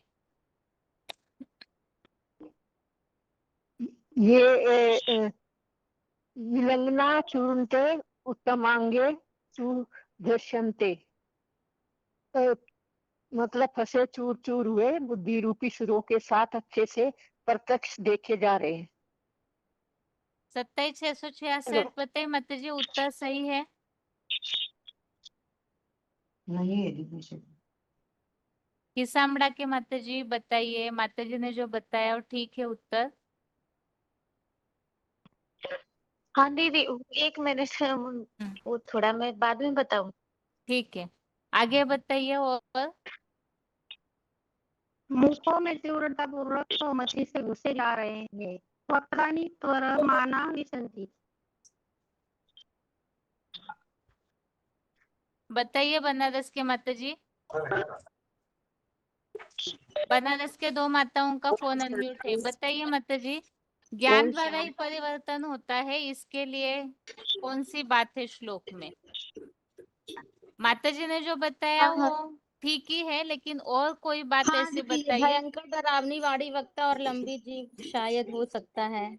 शायद, ठीक है। दूसरे बनारस के माता जी। दीदी ये है ना कि ये वक्त्राणित और माला विशंति ये होना चाहिए दीदी। झूठी परंपराओं से वो बात ठीक है ना। हेलो हाँ जी। हेलो हाँ जी। हाँ दीदी। बात है ना झूठी परंपराओं से। हाँ ठीक है, दीदी सुना क्या माता पूछ जी रहे थे? औरंगाबाद के माता। प्रश्न यह पूछा है माता जी, वैसे बनारस की माताओं ने उत्तर ठीक दिया है। प्रश्न यह पूछा है कि ज्ञान के द्वारा ही परिवर्तन होता है, इसके लिए श्लोक में क्या शब्द आया है? वक्त्राणि ते त्वरम विष्टन्ति दशनांतरेषु। ये अच्छा, बनारस संस्कृत शब्द बताना है। संस्कृत हिंदी दोनों भी बता सकते हैं। और हाँ यही अज्ञानता है के ना द्वारा ही दुनिया बिगड़ती है, इसके लिए बनारस के माता जी आप सोच के रखिए। हाँ बताइए हिसामड़ा के माता जी। यही है ना वक्त्राणि ते त्वरमाणा विशन्ति। यानी डरावड़ी वाणी जो दृष्ट करानी भयानकानी, ये जो पहला शब्द है ना यही आएगा। ठीक है। और अज्ञानता के कारण ही दुनिया बिगड़ती है, क्या बताया है श्लोक में? ये बताया है ना लीला सर्वव्यापी भयंकर संग विषदाता जो है सन्यासी भीष्म पितामह, तो वही अज्ञानता फैला देते हैं ना पूरी दुनिया में कि भगवान सर्वव्यापी हैं। तो इसी से सारी दुनिया गर्त में चली जाती है, वो भगवान को पहचान नहीं पाती या भगवान से उनकी बुद्धि दूर हो जाती है। तो यही कहते हैं ना कि ये जो है धृतराष्ट्र के पुत्र कौरव कांग्रेसी वो तो काव काव करते रहते हैं कि मैं करूंगा, मतलब सत्युग मैं लाऊंगा, जबकि वो उनके मतलब जो धर्म पिता है वो तो चले गए। अब वो सोचते हैं कि हम लोग ये कार्य करेंगे, लेकिन वो कार्य वो नहीं कर सकते क्योंकि जब वो धर्म पिता ही एक धर्म की स्थापना करता है तो धर्म धर्म पिताओं पिता का ही टॉपिक चला। अभी आधा घंटा डिस्कस हो चुका है आज के क्लास में, नहीं तो केवल वही टॉपिक चलता रहेगा, हाँ, श्लोक तो का सार नहीं निकलेगा। यही है कि ये सर्वव्यापी का मतलब ज्ञान जो है यही अज्ञानता फैला देता है और दुनिया को नीचे ले जाने के निमित्त बन जाते हैं ये सन्यासी, भीष्म पितामह जैसे सन्यासी। ठीक है, रोहतक के माता जी आप बताइए, भीष्म पितामह किन्हें कहा गया है? मैं बताऊं दीदी? एक मिनट, रोहतक के माता जी। हाँ, भयंकर जो भयंकर वो दिखाते हैं उनके लिए भीष्म पितामह कहा गया है, मतलब सन्यासी जो है तो उनके लिए बताया है भीष्म पितामह। भीष्म मानी भयंकर पाठ, जिस सांप विषदाई सांप न होता है उसके लिए बाबा ने बोला थोड़ा है। धीरे धीरे रखिए, कितना तेज से पटकती हैं बर्तन। बताइए। शास्त्रीय ज्ञान उबलने वालों को भीष्म पिता कहा गए हैं। शास्त्रीय ज्ञान जो उबलते हैं ना तो भीष्म पिता कहा गया है। जी, वो भीष्म का वही अर्थ बताया था ना कि बेचैला जो शास्त्रीय ज्ञान उगलते हैं, जैसे भीष्म माना ही जो भयंकर होता है, तो अभी जो भयंकर है जो बेचैला ज्ञान शास्त्रों का जो ज्ञान से अज्ञानता फैली हुई है, अनेकता जो फैली हुई है, यानी कि बुद्धि को एकाग्रता आनी चाहिए उस जगह, यानी अनेकता हो गई, तो वो बेचैला ज्ञान के ही कारण होती है। तो अनेक जो भी बड़े बड़े पूंजीवादी जो भी बने हुए हैं, बाबा पर बाबा बन के बैठे हुए हैं, उनकी बहुत दुनिया में जो लोग हैं बहुत मान्यता करते हैं। जैसे भीष्म पिता जैसे परदादा था तो उसको परदादा के रूप में माना जाता था ना, ऐसे ही आज के जो भी गुरु लोग हैं उनको भी ऐसे पिता के परदादा के रूप में मान्यता दे रहे हैं ना लोग बाग। सारी दुनिया का परिवर्तन किस कारण होता है? मुख्य बात विराट रूप में अभी तक जो भी श्लोक हमने समझे हैं उसमें सार क्या आता है? बनारस की दोनों माताएं बताइए, खास दुनिया का परिवर्तन किस कारण होता है? विराट रूप में ऐसी कौन सी बातों को बार बार प्रेशराइज करके बताया जाता है जिसमें दुनिया का परिवर्तन होना लिखा हुआ है? दीदी जो सृष्टि है वो तो 4 चक्र में विभाजित है। जितने भी धर्म पिताएं आते हैं अपने अपने धर्म की स्थापना कर लेते हैं, लेकिन परिवर्तन नहीं तो कर नहीं पाते। तो जब सत्व प्रधान से सृष्टि शुरू होती है तो तमो में गिरती जाती है। जब तामस्यता अति से ज्यादा बढ़ जाती है और सब रो रो करके दुखी होकर के भगवान को पुकारने लगते हैं, तो फिर भगवान को इस सृष्टि पर आना पड़ता है दुनिया परिवर्तन करने के लिए। और खास श्लोक अभी मैं ढूंढ नहीं पाई हूँ दीदी, थोड़ा टाइम चाहिए। आगे और कोई बता सकते हैं? 9572 बताइए। नहीं दीदी, इसमें नहीं मिल रहा है। ठीक है, दीदी थोड़ा सत्ताईस नहीं है क्या? ओम शांति दीदी, ये बताइए बताना माताजी। है ये दुनिया का परिवर्तन किस कारण होता है। हाँ, तो दुनिया सतों से रजो रजो से तमो में आती है तो आकर एकदम नीचे गिर जाती है, दुखी और अशांत हो जाते हैं, मतलब सब विषय सागर में ही गोते लगाते रहते हैं।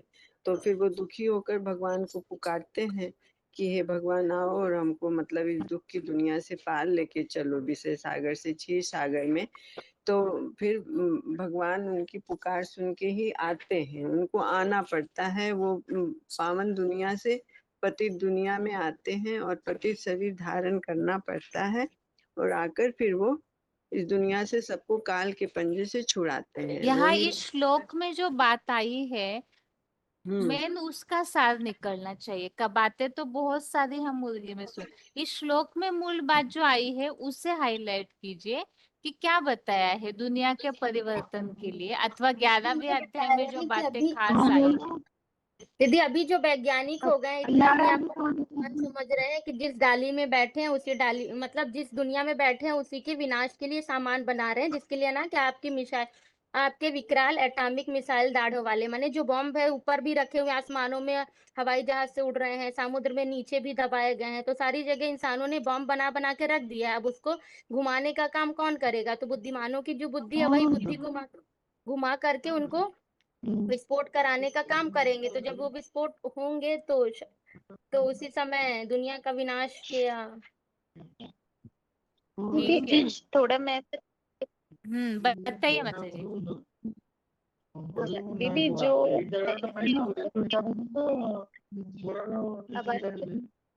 आप बताइए माता जी, कईयों के फोन अनम्यूट है तो घरों में बातें चलती है, वो सारा डिस्टरबेंस आता है। आप बताइए। हेलो दीदी, हेलो हेलो दीदी, बता सकते हैं कि 1 मिनट, कोई बात कर रहे हैं, उनकी बात पूरी होने ओम दीजिए। शांति, ओम शांति दीदी। 1 मिनट, कोई माता जी अपना उत्तर बता रहे हैं, उन्हें बोलने दीजिए। बताइए हेलो, माता जी। जैसे हम हाँ दीदी, हम इसे तो साथ दुनिया का परिवर्तन, हेलो बताऊं क्या दीदी? हाँ, आप बताते रहिए, आप रुकेंगे तो और माताएं बोलेंगी क्योंकि आपका आवाज स्लो है। वो दीदी ऐसे बता सकते हैं कि दुनिया जो दुर्गति हुई है, जो दुनिया का पतन हुआ है, तो वो मूल तो देवान के कारण हुआ है, और देवान के कारण जो भी विषैला जो ज्ञान उगला यानी कि सर्वव्यापी का, तो उससे अज्ञान पैदा हुआ और उससे दुनिया नीचे गिरी, दुनिया की एकाग्रता खत्म हुई। और जो मुख्य बात है कि झूठी मान्यता और जो परंपराओं में जो फंस जाते हैं, तो उन झूठी परंपराओं में यानी कि भगवान की हमें पहचान नहीं होती है। तो जब भगवान सृष्टि पे आते हैं तो जो पहचान हमें देते हैं कि हम आत्मा है, अपनी पहचान देते हैं, खुदा खुद की पहचान देते हैं, तो उसको पहचानना, उसको जानना कि किस साकार रूप में वो भगवान का पाठ बजने वाला है, तो उस साकार शरीरधारी के रूप में उस निराकार को पहचानना, तो ज्ञान के द्वारा हम पहचान करके ही सृष्टि का परिवर्तन हो सकता है। तो जो भी झूठी मान्यता है उनको हमें देखना है कि कहाँ सच है और कहाँ झूठ है, तो उसकी परख होनी चाहिए, तो उस हिसाब से परिवर्तन हो सकता है। ज्यादा हेलो नहीं दीदी, आ रहा है तो मूल बात। हाँ हाँ दीदी, लालूर की माता, मैं बोलूं दीदी? हाँ जी, बताइए। हाँ हाँ, तो जो भी परिवर्तन है तो वो कोई भी धर्म पिता में वो ताकत नहीं है, पर भगवान के सिवाय वो परिवर्तन करने की, तो वो काम भगवान ही बाप आकर करते हैं। पुरानी दुनिया का खंडन करते, पुरानी बातों का खंडन करते हैं। तो उन धर्म पिताओं में तो इतनी ताकत नहीं है, वो तो अपनी अपनी बातों की ही स्थापना करते हैं, मतांतर को बढ़ाते रहते हैं, लड़ते झगड़ते रहते हैं आपस में ही, तो अशांति बढ़ती रहती है। तो यह काम एक ही विदेही बाप का है जो शांति की दुनिया स्थापन करती है। दीदी एक चीज और बुद्धि में आ रहा है कि जैसे आत्माएं जन्म मरण के चक्र में आते आते एकदम नीचे गिर गई हैं, उनकी शक्ति चीड़ हो गई और शरीर भी बहुत ज्यादा पतित हो गए हैं। तो कलयुग अंत में अभी देखने में आ रहा है कि बीमारियां जो है बहुत ज्यादा बढ़ चुकी हैं, सड़े से सड़े शरीर जो है हमको मिल रहे हैं, बच्चे भी अगर हो रहे हैं तो कई कई बीमारियों के साथ हो रहे हैं।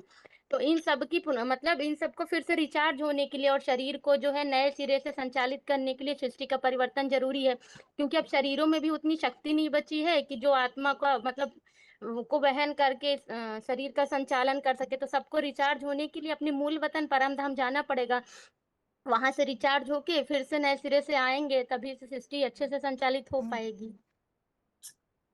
ठीक है, ओम यहाँ शांति दीदी। प्रश्न मूल्य, हाँ बताइए माता जी। ये बता सकते हैं कि जैसे पहले तो आत्मा सत्व प्रधान थी, तो आत्मिक स्टेज में थी तो सुखी थी, लेकिन धीरे धीरे जब पाठ बजाते बजाते तमो प्रधान बनती है तो वो देह के भान में आ जाती है, और देह के भान में आने से मतलब जो नई आत्माएं ऊपर से उतरती है वो देह अहंकारी होती है, और वो विज्ञान का आविष्कार करके जैसे बहुत नई नई चीजें इन्वेंशन करती है, तो उसमें भी ये सब एटॉमिक एनर्जी इतनी बना लेती है, और वो विज्ञान जैसे साइंस घमंडी ऐसे कहते हैं ना, तो वो अपने को ही सर्वोच्च या सबसे ऊंचा मानने लग जाती है कि इससे आगे और कुछ है नहीं। और वो मतलब उनकी जो बुद्धि है वो काम तो करती है, लेकिन वो इतनी तीव्र प्रखर होती तो है, लेकिन वो विनाश की सामग्री तैयार कर लेती है। और वो ये नहीं समझ पाते कि जो चीज हम लोग बनाए हैं, इन्वेंशन किए हैं, उसी डाली पर हम भी बैठे हैं। मतलब 60 रुपये मकान को विध्वंस करने की सामग्री तैयार कर लेती है, और वो तैयार करके और उसमें फिर उतनी वो क्षमता नहीं रहती कि उसका यूज करें। ये बात समझ में आ जाती है कि इसी में हम भी बैठे हैं तो हमारा भी विनाश हो जाएगा, तो इसीलिए वो काम नहीं कर सकते हैं। तो वो काम फिर परम पिता परमात्मा को ही करना पड़ता है, क्योंकि ये तमो प्रधान दुनिया ये आगे और चलने वाली नहीं है। ये इतनी भ्रष्ट अभी हो चुकी है, तो जैसे कहते हैं लोग कि 40,000 साल अभी और रखा है कलयुग का, तो जब अभी ही इतनी मतलब भ्रष्टाचार चारों तरफ फैला हुआ है और इतनी दुखी अशांत आत्माएं, तो और आगे 40,000 में क्या होगा। तो इसीलिए मतलब ये जरूरी है परिवर्तन करना, इस सृष्टि का विनाश करके नए सिरे से नई सृष्टि का मतलब स्थापना करना, ये जरूरी है। परिवर्तन मतलब होना ही चाहिए, तभी जाके आत्माएं सुखी और शांति हो सकती है। दीदी एक पॉइंट थोड़ा बता। हाँ जी। मतलब मुख्य बात हम ये भी बता सकते हैं, जैसे दुनिया का जो पतन है तो वो कैसे हुआ, अनेकों का संग करने से। तो अगर हम एक सत्य भगवान को पहचान के एक का संग करेंगे, उसकी मत पे जब चलेंगे, तो सृष्टि का परिवर्तन हो सकता है। ठीक है माता। दीदी एक चीज और मुझे बुद्धि में आ रहा था, मैं हाँ जी। जैसे दुनिया में भी देखते हैं ना, जैसे हम कोई घर बनाते हैं रहने के लिए तो रहते हैं, लेकिन जैसे वो पुराना होता जाता है तो बीच बीच में मरम्मत करते हैं। तो धर्म पिताएं आके मरम्मत तो कर दी, लेकिन अब ये जो घर है ना मरम्मत के लायक ही नहीं बचे, सृष्टि मरम्मत के लायक नहीं बची। 5 तत्वों चाहे जड़ जंगम हर चीज एकदम अति की तमो प्रधान हो गई। और जब अति होती तो अंत तो होता ही हर चीज का। दुनिया में भी जब किसी चीज की अति हो जाती तो उसका अंत होने लगता है। तो इसी तरह से अंत तो जरूरी है, परिवर्तन जरूरी है, ऐसा आया था बुद्धि में। तो भगवान परम पिता परमात्मा आके मतलब परिवर्तन का कार्य करते हैं, धर्म पिता आके मरम्मत करी सृष्टि रूपी घर की। ठीक है। हाँ दीदी, ये तो हम लोग की बुद्धि में है, थोड़ा सा आप क्लियर अगर बता देंगे तो और अच्छा हाँ जी। रहेगा। हाँ जी। अभी आप सभी को म्यूट कर रहे हैं वैसे। वो दीदी अगर टाइम मिले तो मैं वो ब्रैड टॉपिक बता सकती हूँ, अगर हाँ समय ठीक है। रहेगा तो आप पहले बताइए। जिन्होंने दिया हुआ है तो उनका करने का जो समय बचेगा फिर आपका करती हूँ। आज के क्लास में, आज नहीं होगा तो अगले क्लास में। अभी यहाँ जो बात चल रही थी, मूल टॉपिक जो प्रश्न चल रहा था, दुनिया का परिवर्तन कैसे होगा, तो इसके लिए ही विराट रूप के बारे में ही प्रश्न पूछा था कि विराट रूप के टॉपिक में ऐसी कौन सी बात को ज्यादा हाईलाइट किया है। मुरलियों में काफी सारी बातें आई हुई है और हमें पता भी हो सारे टॉपिक्स की दुनिया का परिवर्तन कैसे होगा, लेकिन विराट रूप में एक बात को बार बार बताया गया है। और वो बात जैसे अभी लेटेस्ट में जो भी श्लोक हमने पढ़े हैं, पहले तो विराट रूप में अलग अलग प्रकार का वर्णन बताया कि कौन कौन उनमें समाये हुए हैं। जैसे विराट रूप में 4 वर्णों की बात आई, उनका जो सजा सजाया रूप है वो बात आई। लेकिन बात बात के श्लोकों में सब जगह ये बात आई है कि सब भयभीत हो रहे हैं। विराट रूप में जैसे कि संसार को तपाता है, और 19वें श्लोक से ज्यादातर ये बार बार इस बात को हाईलाइट किया गया है कि उनका जो योग ऊर्जा का तेज है संसार को तपाता है। उनका वो भयंकर रूप देख करके तीनों लोग कांप रहे हैं। उनका वो रूप देख करके भक्त लोग भी हाथ जोड़ते हैं। उनका वो रूप देख करके महर्षि सिद्धों के समूह स्तुतियां करने लगते हैं। विराट रूप का वैसा रूप देख करके बहुतों को आश्चर्य होता है, तो आश्चर्यान्वित होकर के देखते हैं। नास्तिक से नास्तिक आत्माएं भी है, वो भी कांपने लगती है। अर्जुन बता रहे कि मैं धीरज और शांति नहीं पाता हूँ। ऐसे विकराल दाढ़े और प्रलयंकाली आग, ऐसी क्रांतिकारी वाणी, इन सबको देख करके सभी ही हिल जाते हैं। और इसके अलावा जैसे आज के इस 26 और 27वें श्लोक में भी यही बात को बताया फिर से कि भयंकर डरावनी वाणी वक्ता आपके मुख में सभी तीव्रता पूर्वक सहमत होकर घुसे जा रहे। तो इससे ये बात स्पष्ट है कि यहाँ बार बार एक बात को हाईलाइट किया है काफी लंबे श्लोकों तक। हम 19वें श्लोक से पढ़ रहे हैं, तब से लेकर के अभी 27वां श्लोक आया। 28वें श्लोक में भी यही बातें, आगे 29वें श्लोक में भी यही बातें कि किस तरह से सब विराट रूप में समा जाते हैं। तो समाने का मतलब ही है, जैसे कल पॉइंट हमने एक सुना, बिंदु रूप स्टेज, याद के द्वारा समाना। तो दुनिया का परिवर्तन अभी लंबे समय से कई बार बाहर वाले ये बात पूछते हैं कि इतने समय से बताते समय जो हम इंट्रोडक्शन देते हैं तो ये बात बताई जाती है कि 1936 से भगवान इस सृष्टि पर आए हैं, तब से कार्य चल रहा है। बीके संस्था भी इतनी फैली है देश विदेशों में, एडवांस नॉलेज भी इतना गहरा ज्ञान है, लेकिन परिवर्तन नजर क्यों नहीं आता है? तो इसी के लिए ही जैसे मुरलियों में एक बात आती है, भय। जब बाबा मुरलियों में जैसे बोलते हैं कि सर पे जब डंडा बजेगा तभी ही परिवर्तन होगा। धर्मराज की बात जो अभी लेटेस्ट मुरली में भी हमने सुनी, और इसी बात को यह विराट रूप में लंबे श्लोकों तक, कम से कम 10-12 श्लोकों में इसी बात को बताया गया है। भयंकर वाणी, संसार को तपाने वाला वो रूप, ऐसा भयंकर विकराल दाढ़ों वाला विनाशकारी रूप, रौद्र रूप। तो इन सब में ही ये बताया है कि सहमत होकर घुसते हैं। जैसे पतंगे हैं, अपने आप अपने देहभान के विनाश के लिए जाके झपट के गिरते हैं। तो इन सब से एक बात है कि जब रौद्र रूप धारण होगा तभी ही सृष्टि का परिवर्तन होगा। और मीठी वाणी जब तक भगवान की चली तब भी जो परिवर्तन होना है वो नहीं हुआ। और जैसे कि मुरलियों में जो बाबा ने बताया है, टीचर के रूप में भी जो वाणी चलाई गई उससे भी नहीं होता है।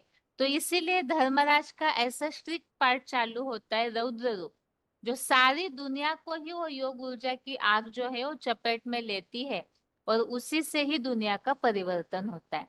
तो कई अज्ञानी लोग ज्ञान सुनते समय ये प्रश्न जरूर करते हैं, तो उसका समाधान इन सारे श्लोकों में दिया है कि परिवर्तन तब होगा, क्योंकि ये मनुष्यों का नियम है कि प्यार से जब नहीं माना जा रहा है, तो मुरलियों में जैसे बाबा उदाहरण देते हैं कि जब सीधी उंगली से नहीं निकलता है तो टेढ़ी उंगली की जाती है। तो इस तरह से रौद्र रूप अर्थात ऐसा स्ट्रिक्ट पार्ट बजाया जाता है, ऐसी कठोर वाणी सुनाई जाती है कि जिससे न चाहते हुए भी सबको परिवर्तन होना पड़ेगा।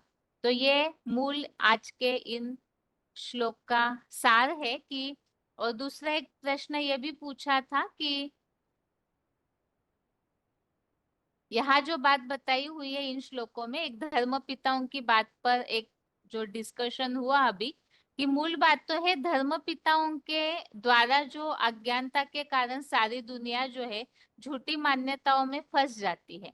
तो उन सब मान्यताओं का विनाश भगवान के ज्ञान के द्वारा ही होता है। तो ये मूल दो बातें जो है ये इस श्लोक में बताई है। और ऐसे तो काफी सारे श्लोक है, लेकिन आज के श्लोक में जो खास बात है, और 14वें अध्याय का जो श्लोक है उसमें जो खास बात, एक तो प्रश्न पूछा था गलतियां होने का कारण, तो है तमो प्रधानता। और तमो प्रधानता अर्थात ही अज्ञानता या बेसमझी, जिस कारण गलतियां होती है। वो तो श्लोक में स्पष्ट है बिल्कुल, किसी को भी पॉइंट सुनने से समझ में आ ही जाएगा। बाकी सतोगुण और तमोगुण, इसकी अगर तुलना करते हैं तो ज्ञान से सात्विकता बढ़ती है, सुख आता है, और अज्ञानता से तमो प्रधानता और दुख आता है। तो ये तुलनात्मक बात जो है वो भी इस श्लोक में बताई हुई है। अभी हाथ सभी का नीचे किया जा रहा है, और टॉपिक के लिए जिन्होंने बता कर रखा हुआ है, तो या तो जिनका रेडी है टॉपिक वो हाथ उठाइए, आगे के 15 मिनट के लिए टॉपिक संबंधित। बाकी 11वें अध्याय के श्लोकों को जरूर तैयार करके रखिए, ताकि अगले क्लास से फिर पढ़ना शुरू किया जाएगा। ओम शांति। हाँ जी। मोक्ष, मोक्ष माना मुक्ति। सन्यासी आजकल क्या बताते हैं कि मोक्ष माना जन्म मृत्यु के चक्र से छूटना। तो भगवान बाप कहते तुमने तो मुझे प्यार से चक्र में बांध दिया और तुम कहते हो कि इस चक्र से छूट आवाज जाएंगे। थोड़ा तेज मत जी। हाँ, साधु सन्यासी बोलते हैं कि इस चक्र से, पुनर्जन्म के चक्र से छूट सकते हैं, लेकिन इस चक्र से कोई छूट नहीं सकते। यह चक्र अनादि है। भगवान को खुद प्रेम में बांध दिए। बच्चों बोलते हैं कि भगवान हम दुखी हो गए हैं, आओ हमें दुख से छुड़ाओ। तो भगवान भी प्रेम के बंधन में बंध गए हैं और ड्रामा में बंधायमान हो गए। और गीता में उन्होंने वायदा किया कि जब जब अधर्म बढ़ेगा तब मैं आऊंगा। तो भगवान इस कलयुग के अंत में जब आते हैं तभी पता चलता है कि भगवान का रूप कौन सा है, माना वो यहाँ नहीं है। तो परमात्मा आकर इस चक्र से हमें, चक्र से नहीं छुड़ाते, हमें इस दुख दर्द से छुड़ाते हैं। उसे कहते हैं मुक्ति। और जीवन मुक्ति माना जीवन में रहते रहते ही दुख दर्द से मुक्त हो जाना और फिर भी जीवन जाए। तो ऐसा सुखमय संसार भगवान आकर स्थापन करते हैं, इसीलिए उन्हें हेवनली गॉड फादर भी कहते हैं, माना स्वर्ग का रचयिता। तो वही परमात्मा आकर हमें समझाते हैं कि बच्चों, इस चक्र से कोई छूट नहीं सकता, यह अनादि चक्र है। लेकिन दुख दर्द से छूटना बस यह है कि मेरी श्रीमत का पालन करो। अब भगवान की श्रीमत, इसीलिए गीता सर्वशास्त्र शिरोमणि गाई है, जिसमें भगवान खुद वाचा से अपने बोल रहे हैं। एक वही सर्वशास्त्र शिरोमणि गीता है सभी धर्मशास्त्रों में। तो गीता से ही हमें पता चलता है कि यज्ञ जप तप आदि करने से इससे हम नहीं छूट सकते हैं। यह मार्ग नहीं है यज्ञ माना मोक्ष से छूटने का, दुख दर्द से छूटने का। तो गीता के 8वें अध्याय के 28 श्लोक में बोला है, वेदेषु यज्ञेषु तपस्सु चैव दानेषु यत पुण्य फल प्रदिष्टा अतेति तत सर्व इदम विदित्वा योगी परम स्थानम उपेति चाद्यम। माना यज्ञ तप दान आदि से राजयोगी आगे चला जाता है। तो भगवान ही आकर हमें यह मार्ग बताते हैं। आज हम दुनिया में देख रहे हैं कि सारी दुनिया तमो प्रधान देह अभिमानी का देह के बंधन में बनकर कब्रिस्तान माना देह के सुख में फंस गए हैं और इसीलिए रो रोनक तैयार हो गया है। तो भी भगवान आते हैं जब अधर्म बढ़ जाता है, पापाचार भ्रष्टाचार बढ़ जाता है, तो भगवान खुद आकर हमें इस दुख दर्द से निकालने का मार्ग बताते हैं। तो भगवान कहते हैं, मैं खुद ड्रामा में बंधा हूँ तो तुम इस बच्चे छूट नहीं सकते, यह अनादि है। यह शरीर अनंत 3 गुणों में बंधा हुआ है, जो बताया है 14वें अध्याय के 5वें श्लोक में। सत्व रज इति गुना, सत्व रजतम इति गुना प्रकृति संभवा निबन्नति महाभावो देहि देहि नम अवयम। सत्व रज तमो यह प्रकृति से उत्पन्न गुण 3 गुण है। यह अविनाशी आत्मा को बांध लेती है और इसी कारण मनुष्य बंध जाता है। तो हम तो सारे जन्म मरण के चक्र में आने वाले शरीरधारी आत्माएं, भगवान ही एक है जो जन्म मरण के चक्र से न्यारा। उन्होंने अपना शरीर नहीं लिया, इसीलिए वे सदाशिव हैं, सदैव आत्मिक स्थिति में रहने वाले। वो शिव इस चक्र में नहीं बंधते, परमात्मा, तभी वो आके हमें बताते हैं रास्ता। तो हम तो ड्रामा में बंधे हैं, तो हम तो जन्म मरण के चक्र में आएंगे ही, क्योंकि गीता में बोला है शरीर है तो जन्म मृत्यु तो निश्चित है। जातस्य ही ध्रुवो मृत्यु ध्रुवम जन्म मृतस्य तस्मात् परिहार्य नतम शोषितु अर्षि। माना जन्म लेने वाले की मृत्यु निश्चित है और मरने वाले का जन्म सुनिश्चित है। तो ऐसे न टलने योग्य बात की अर्जुन को कहता है कि शोक नहीं करना है। माना इस चक्र से छूट नहीं सकते, लेकिन दुख दर्द से छूटना चाहते हो तो भगवान ने गीता में बताया है कि तुम कैसे इस चक्र में बन गए। 13 के 20 में भी बताया है, पुरुष सुख दुख का नाम भोक्तुत हेतु उच्चते। आत्मा सुख दुख भोगती है और इस सुख दुख भोगने के कारण ही वह बंध जाती है। आज सभी मनुष्य सतयुग से लेकर जो देवताएं और कलयुग आते आते सारे ही तमो प्रधान हो गए।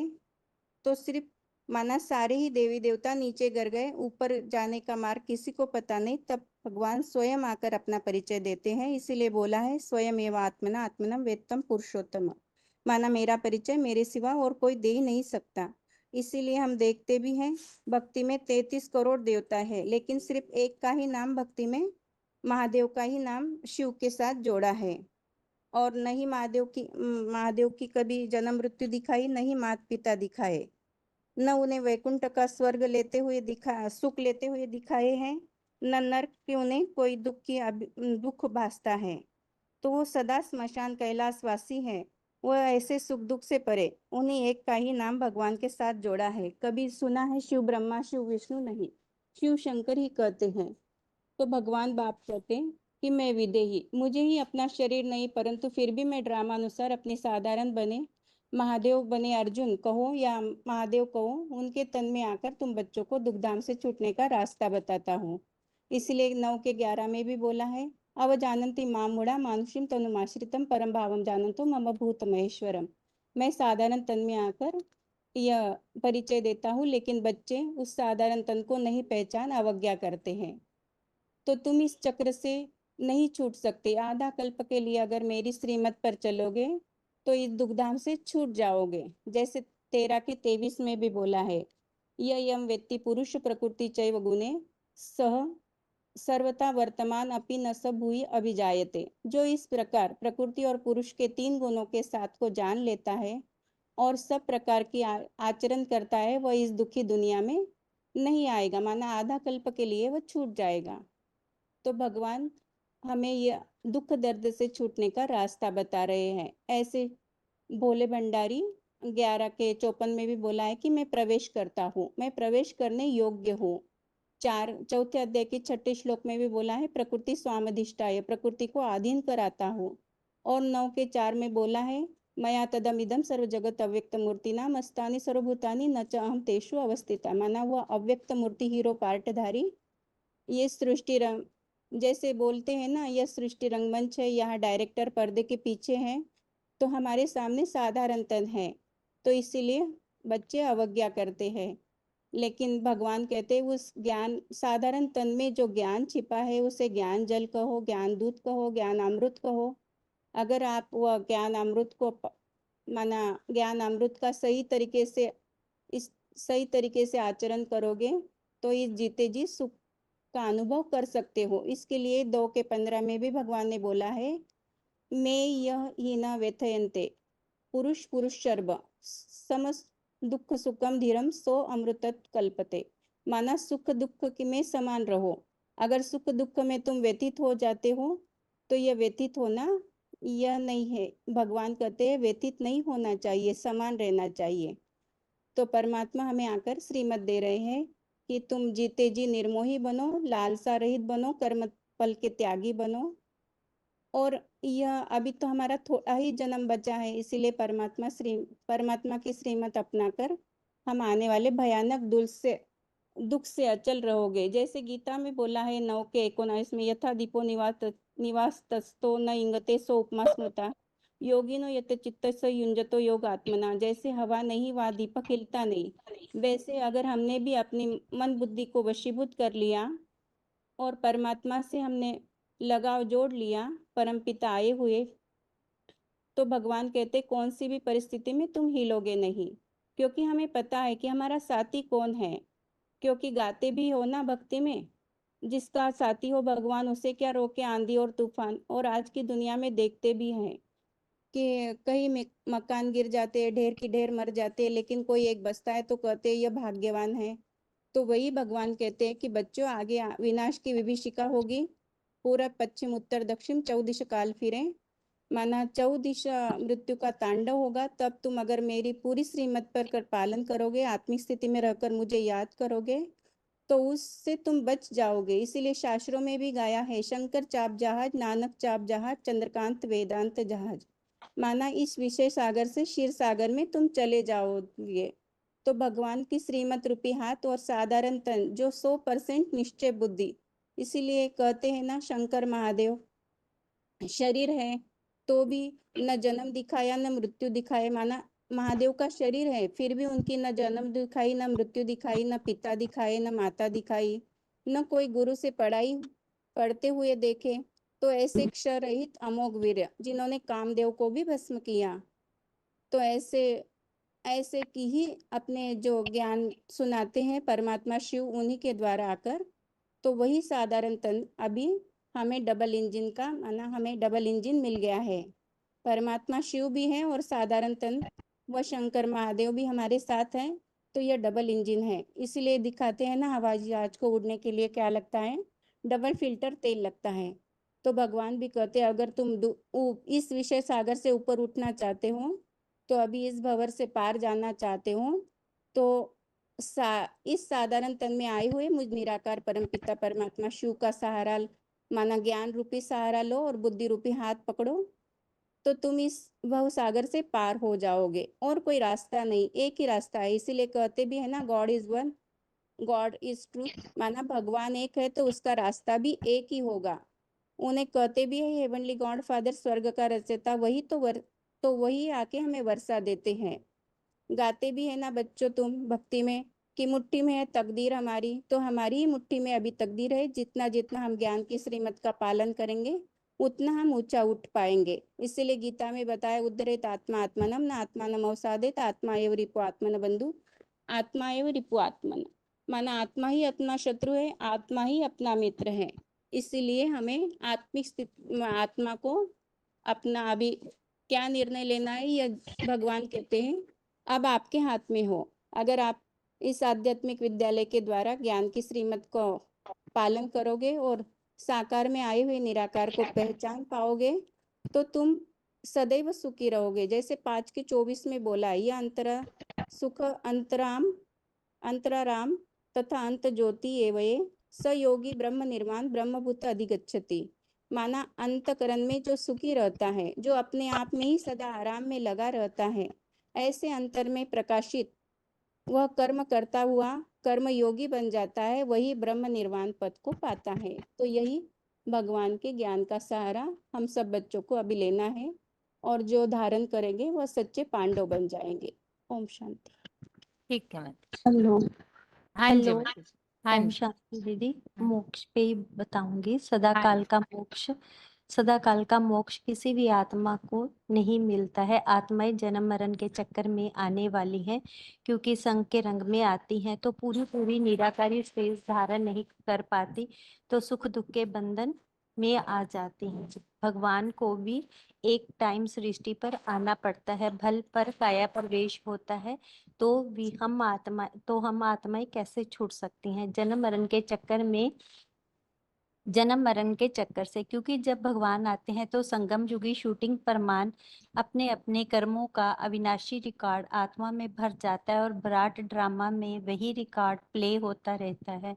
आत्मा को लेप शेप लगता है। मृत्यु एक ऐसा एक्सीडेंट है जिसमें हम अपना पिछला सब कुछ भूल जाते हैं। आत्मा को साधारण जल से नहीं धोया जा सकता, ज्ञान जल से ही धोया जा सकता है। जैसे 5 के 17 नंबर श्लोक में है, ज्ञान निर्धुत कल्मषा। ऐसे ही अध्याय 6 के 45 नंबर श्लोक में है, संशुद्ध किल्बिषा, अर्थात संपूर्ण पापों के धुल जाने पर ही हमें परम गति की प्राप्ति होती है। क्योंकि हम जब सभी पाप धुल जाते हैं तो हम स्वर्गीय लोक में प्रवेश करते हैं, जो जैसे 9वें अध्याय के 20वें श्लोक में है, पुण्य साध्यम सुरेंद्र लोकम अश्नंति दिव्यान दिवी देव भोगान, अर्थात सुरेंद्र लोगों को पा करके देव जो है वो दिव्य भोगों को भोगते हैं, और वहीं से सुख दुख का चक्कर जो है वो शुरू हो जाता है, और पुण्यों के छीन होने पर हम द्वैतवादी द्वापर युग के नारकीय कलयुग में आते हैं। तो भगवान को तो शंका रंग नहीं लगता, वो तो अकर्ता है, अभोक्ता, अजन्मा है। इसीलिए चौथे अध्याय के 9वें श्लोक में है, जन्म कर्म च मे दिव्य, मेरा जन्म और कर्म दिव्य है, माना वो अजन्मा है, पर काया प्रवेश करते हैं। पर उनके कर्म जो हैं वो कर्म कैसे करते हैं? जब मनुष्य सृष्टि के बाप में प्रवेश करते हैं तो वो अलौकिक कर्म करते हैं। उनकी जो कहा जाता है कि उनकी अध्यक्षता में ये जगत जो है विपरीत गति से परिवर्तित होता है। 9 के 10 श्लोक में है, मया अध्यक्षनेन जगत भी परिवर्तते। उनकी रहबरी में ही ये कल्प जो है, कल्प का आदि और अंत होता है। जो 9 के 7 में है, कल्प क्षय पुनर्स्थानी कल्पादो विसृजाय में हम, अर्थात कल्प का आदि और अंत उस तनधारी के द्वारा होता है जिस तन में शिव पिता प्रवेश करते हैं। आत्मा अजर अमर अविनाशी है, श्री रूपी बस्तर को धारण करती है, तो भिन्न भिन्न चोले बदल के पाट बजाती है। जैसे दूसरे अध्याय के 20वें श्लोक में है अजो नित्य शाश्वतोयम पुराना न हंते हन्या माने शरीर। ये सृष्टि चक्र ऐसे ही चलता रहता है क्योंकि ये अविनाशी ड्रामा है और इसका रूप परिवर्तन जो है होता रहता है। जैसे झाड़ को काट छांट के छोटा कर देते हैं, ऐसे ही भगवान आकर के इस सृष्टि रूपी चक्र को छोटा कर देते हैं। आत्माएं सृष्टि रूपी रंगमंच पर आकर के पार्ट बजाती हैं और ये आत्मा जो है वो तो अविनाशी है और शरीर विनाशी है। जैसे गीता में है ना तवे वाहम जातु नासम ना त्वम नेमे जनादिपा ना चैवना भविष्यामा सर्वे व्यमता परंतप परमम। अर्थात ऐसा कोई भी समय नहीं होता है कि जब आत्मा नहीं होती, वो मनुष्य सृष्टि का बाप हीरो पाठधारी नहीं होता, जहाँ हम लोग नहीं होते हैं। और ये सृष्टि चक्र में सभी आत्माएं हमेशा रहते ही हैं। सृष्टि चक्र जो है वो आत्माओं के बिना ना शुरू होता है ना उसका अंत होता है। तो आत्मा जो है वो परब्रह्म में लीन हो जाती हैं, पर ज्योति ज्योत नहीं समाती। उसकी याद जो है अंत समय में सबके अंदर रहती है।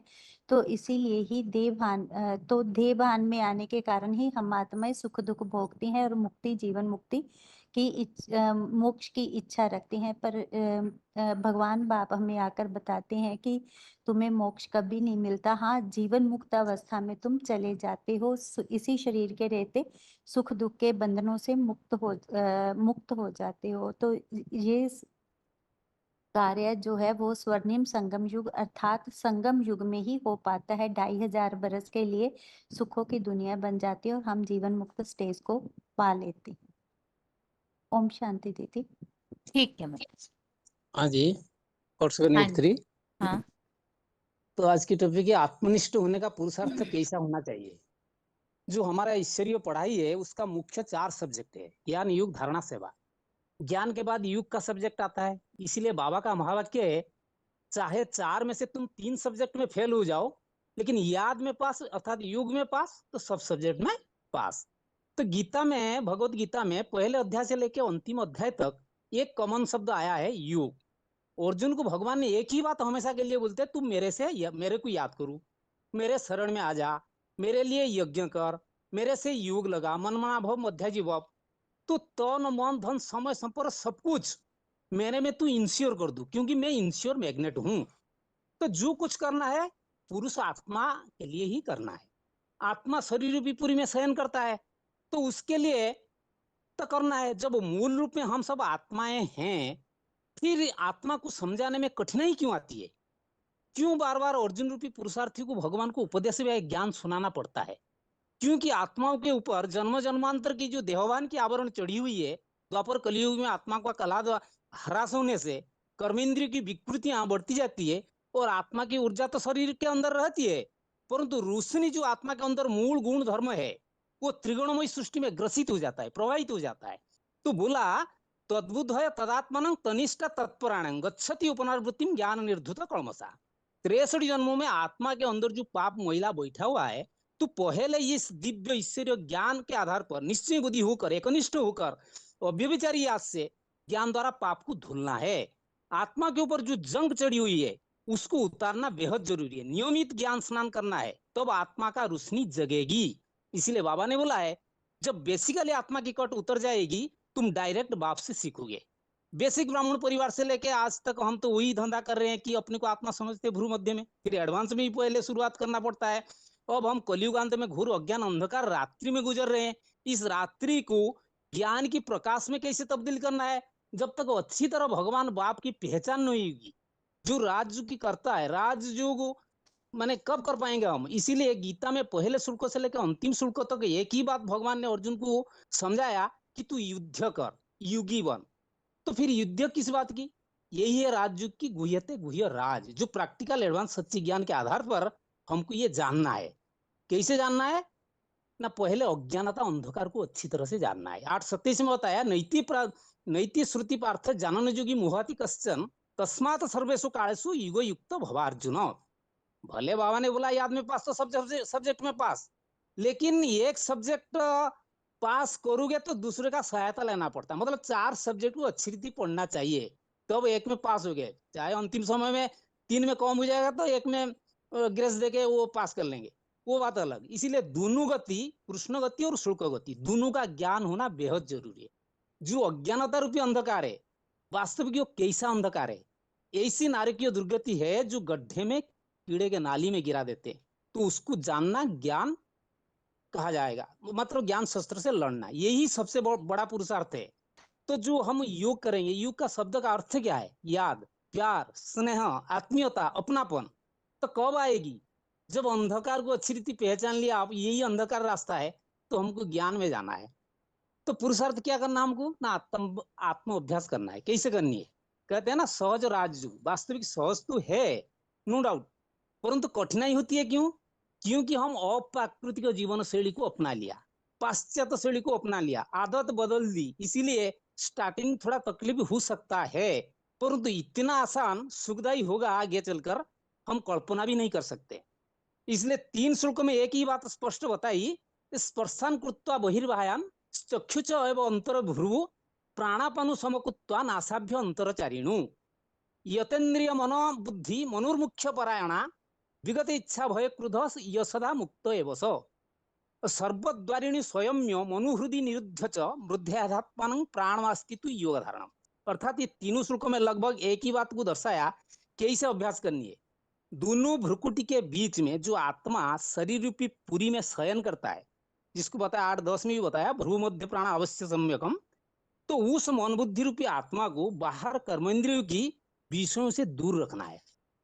और जो बताया प्राण पानु समकुत्वा, अर्थात प्राण वायु अपान वायु जो अशुद्ध शुद्ध संकल्प है, उसको बैलेंस में लाना है।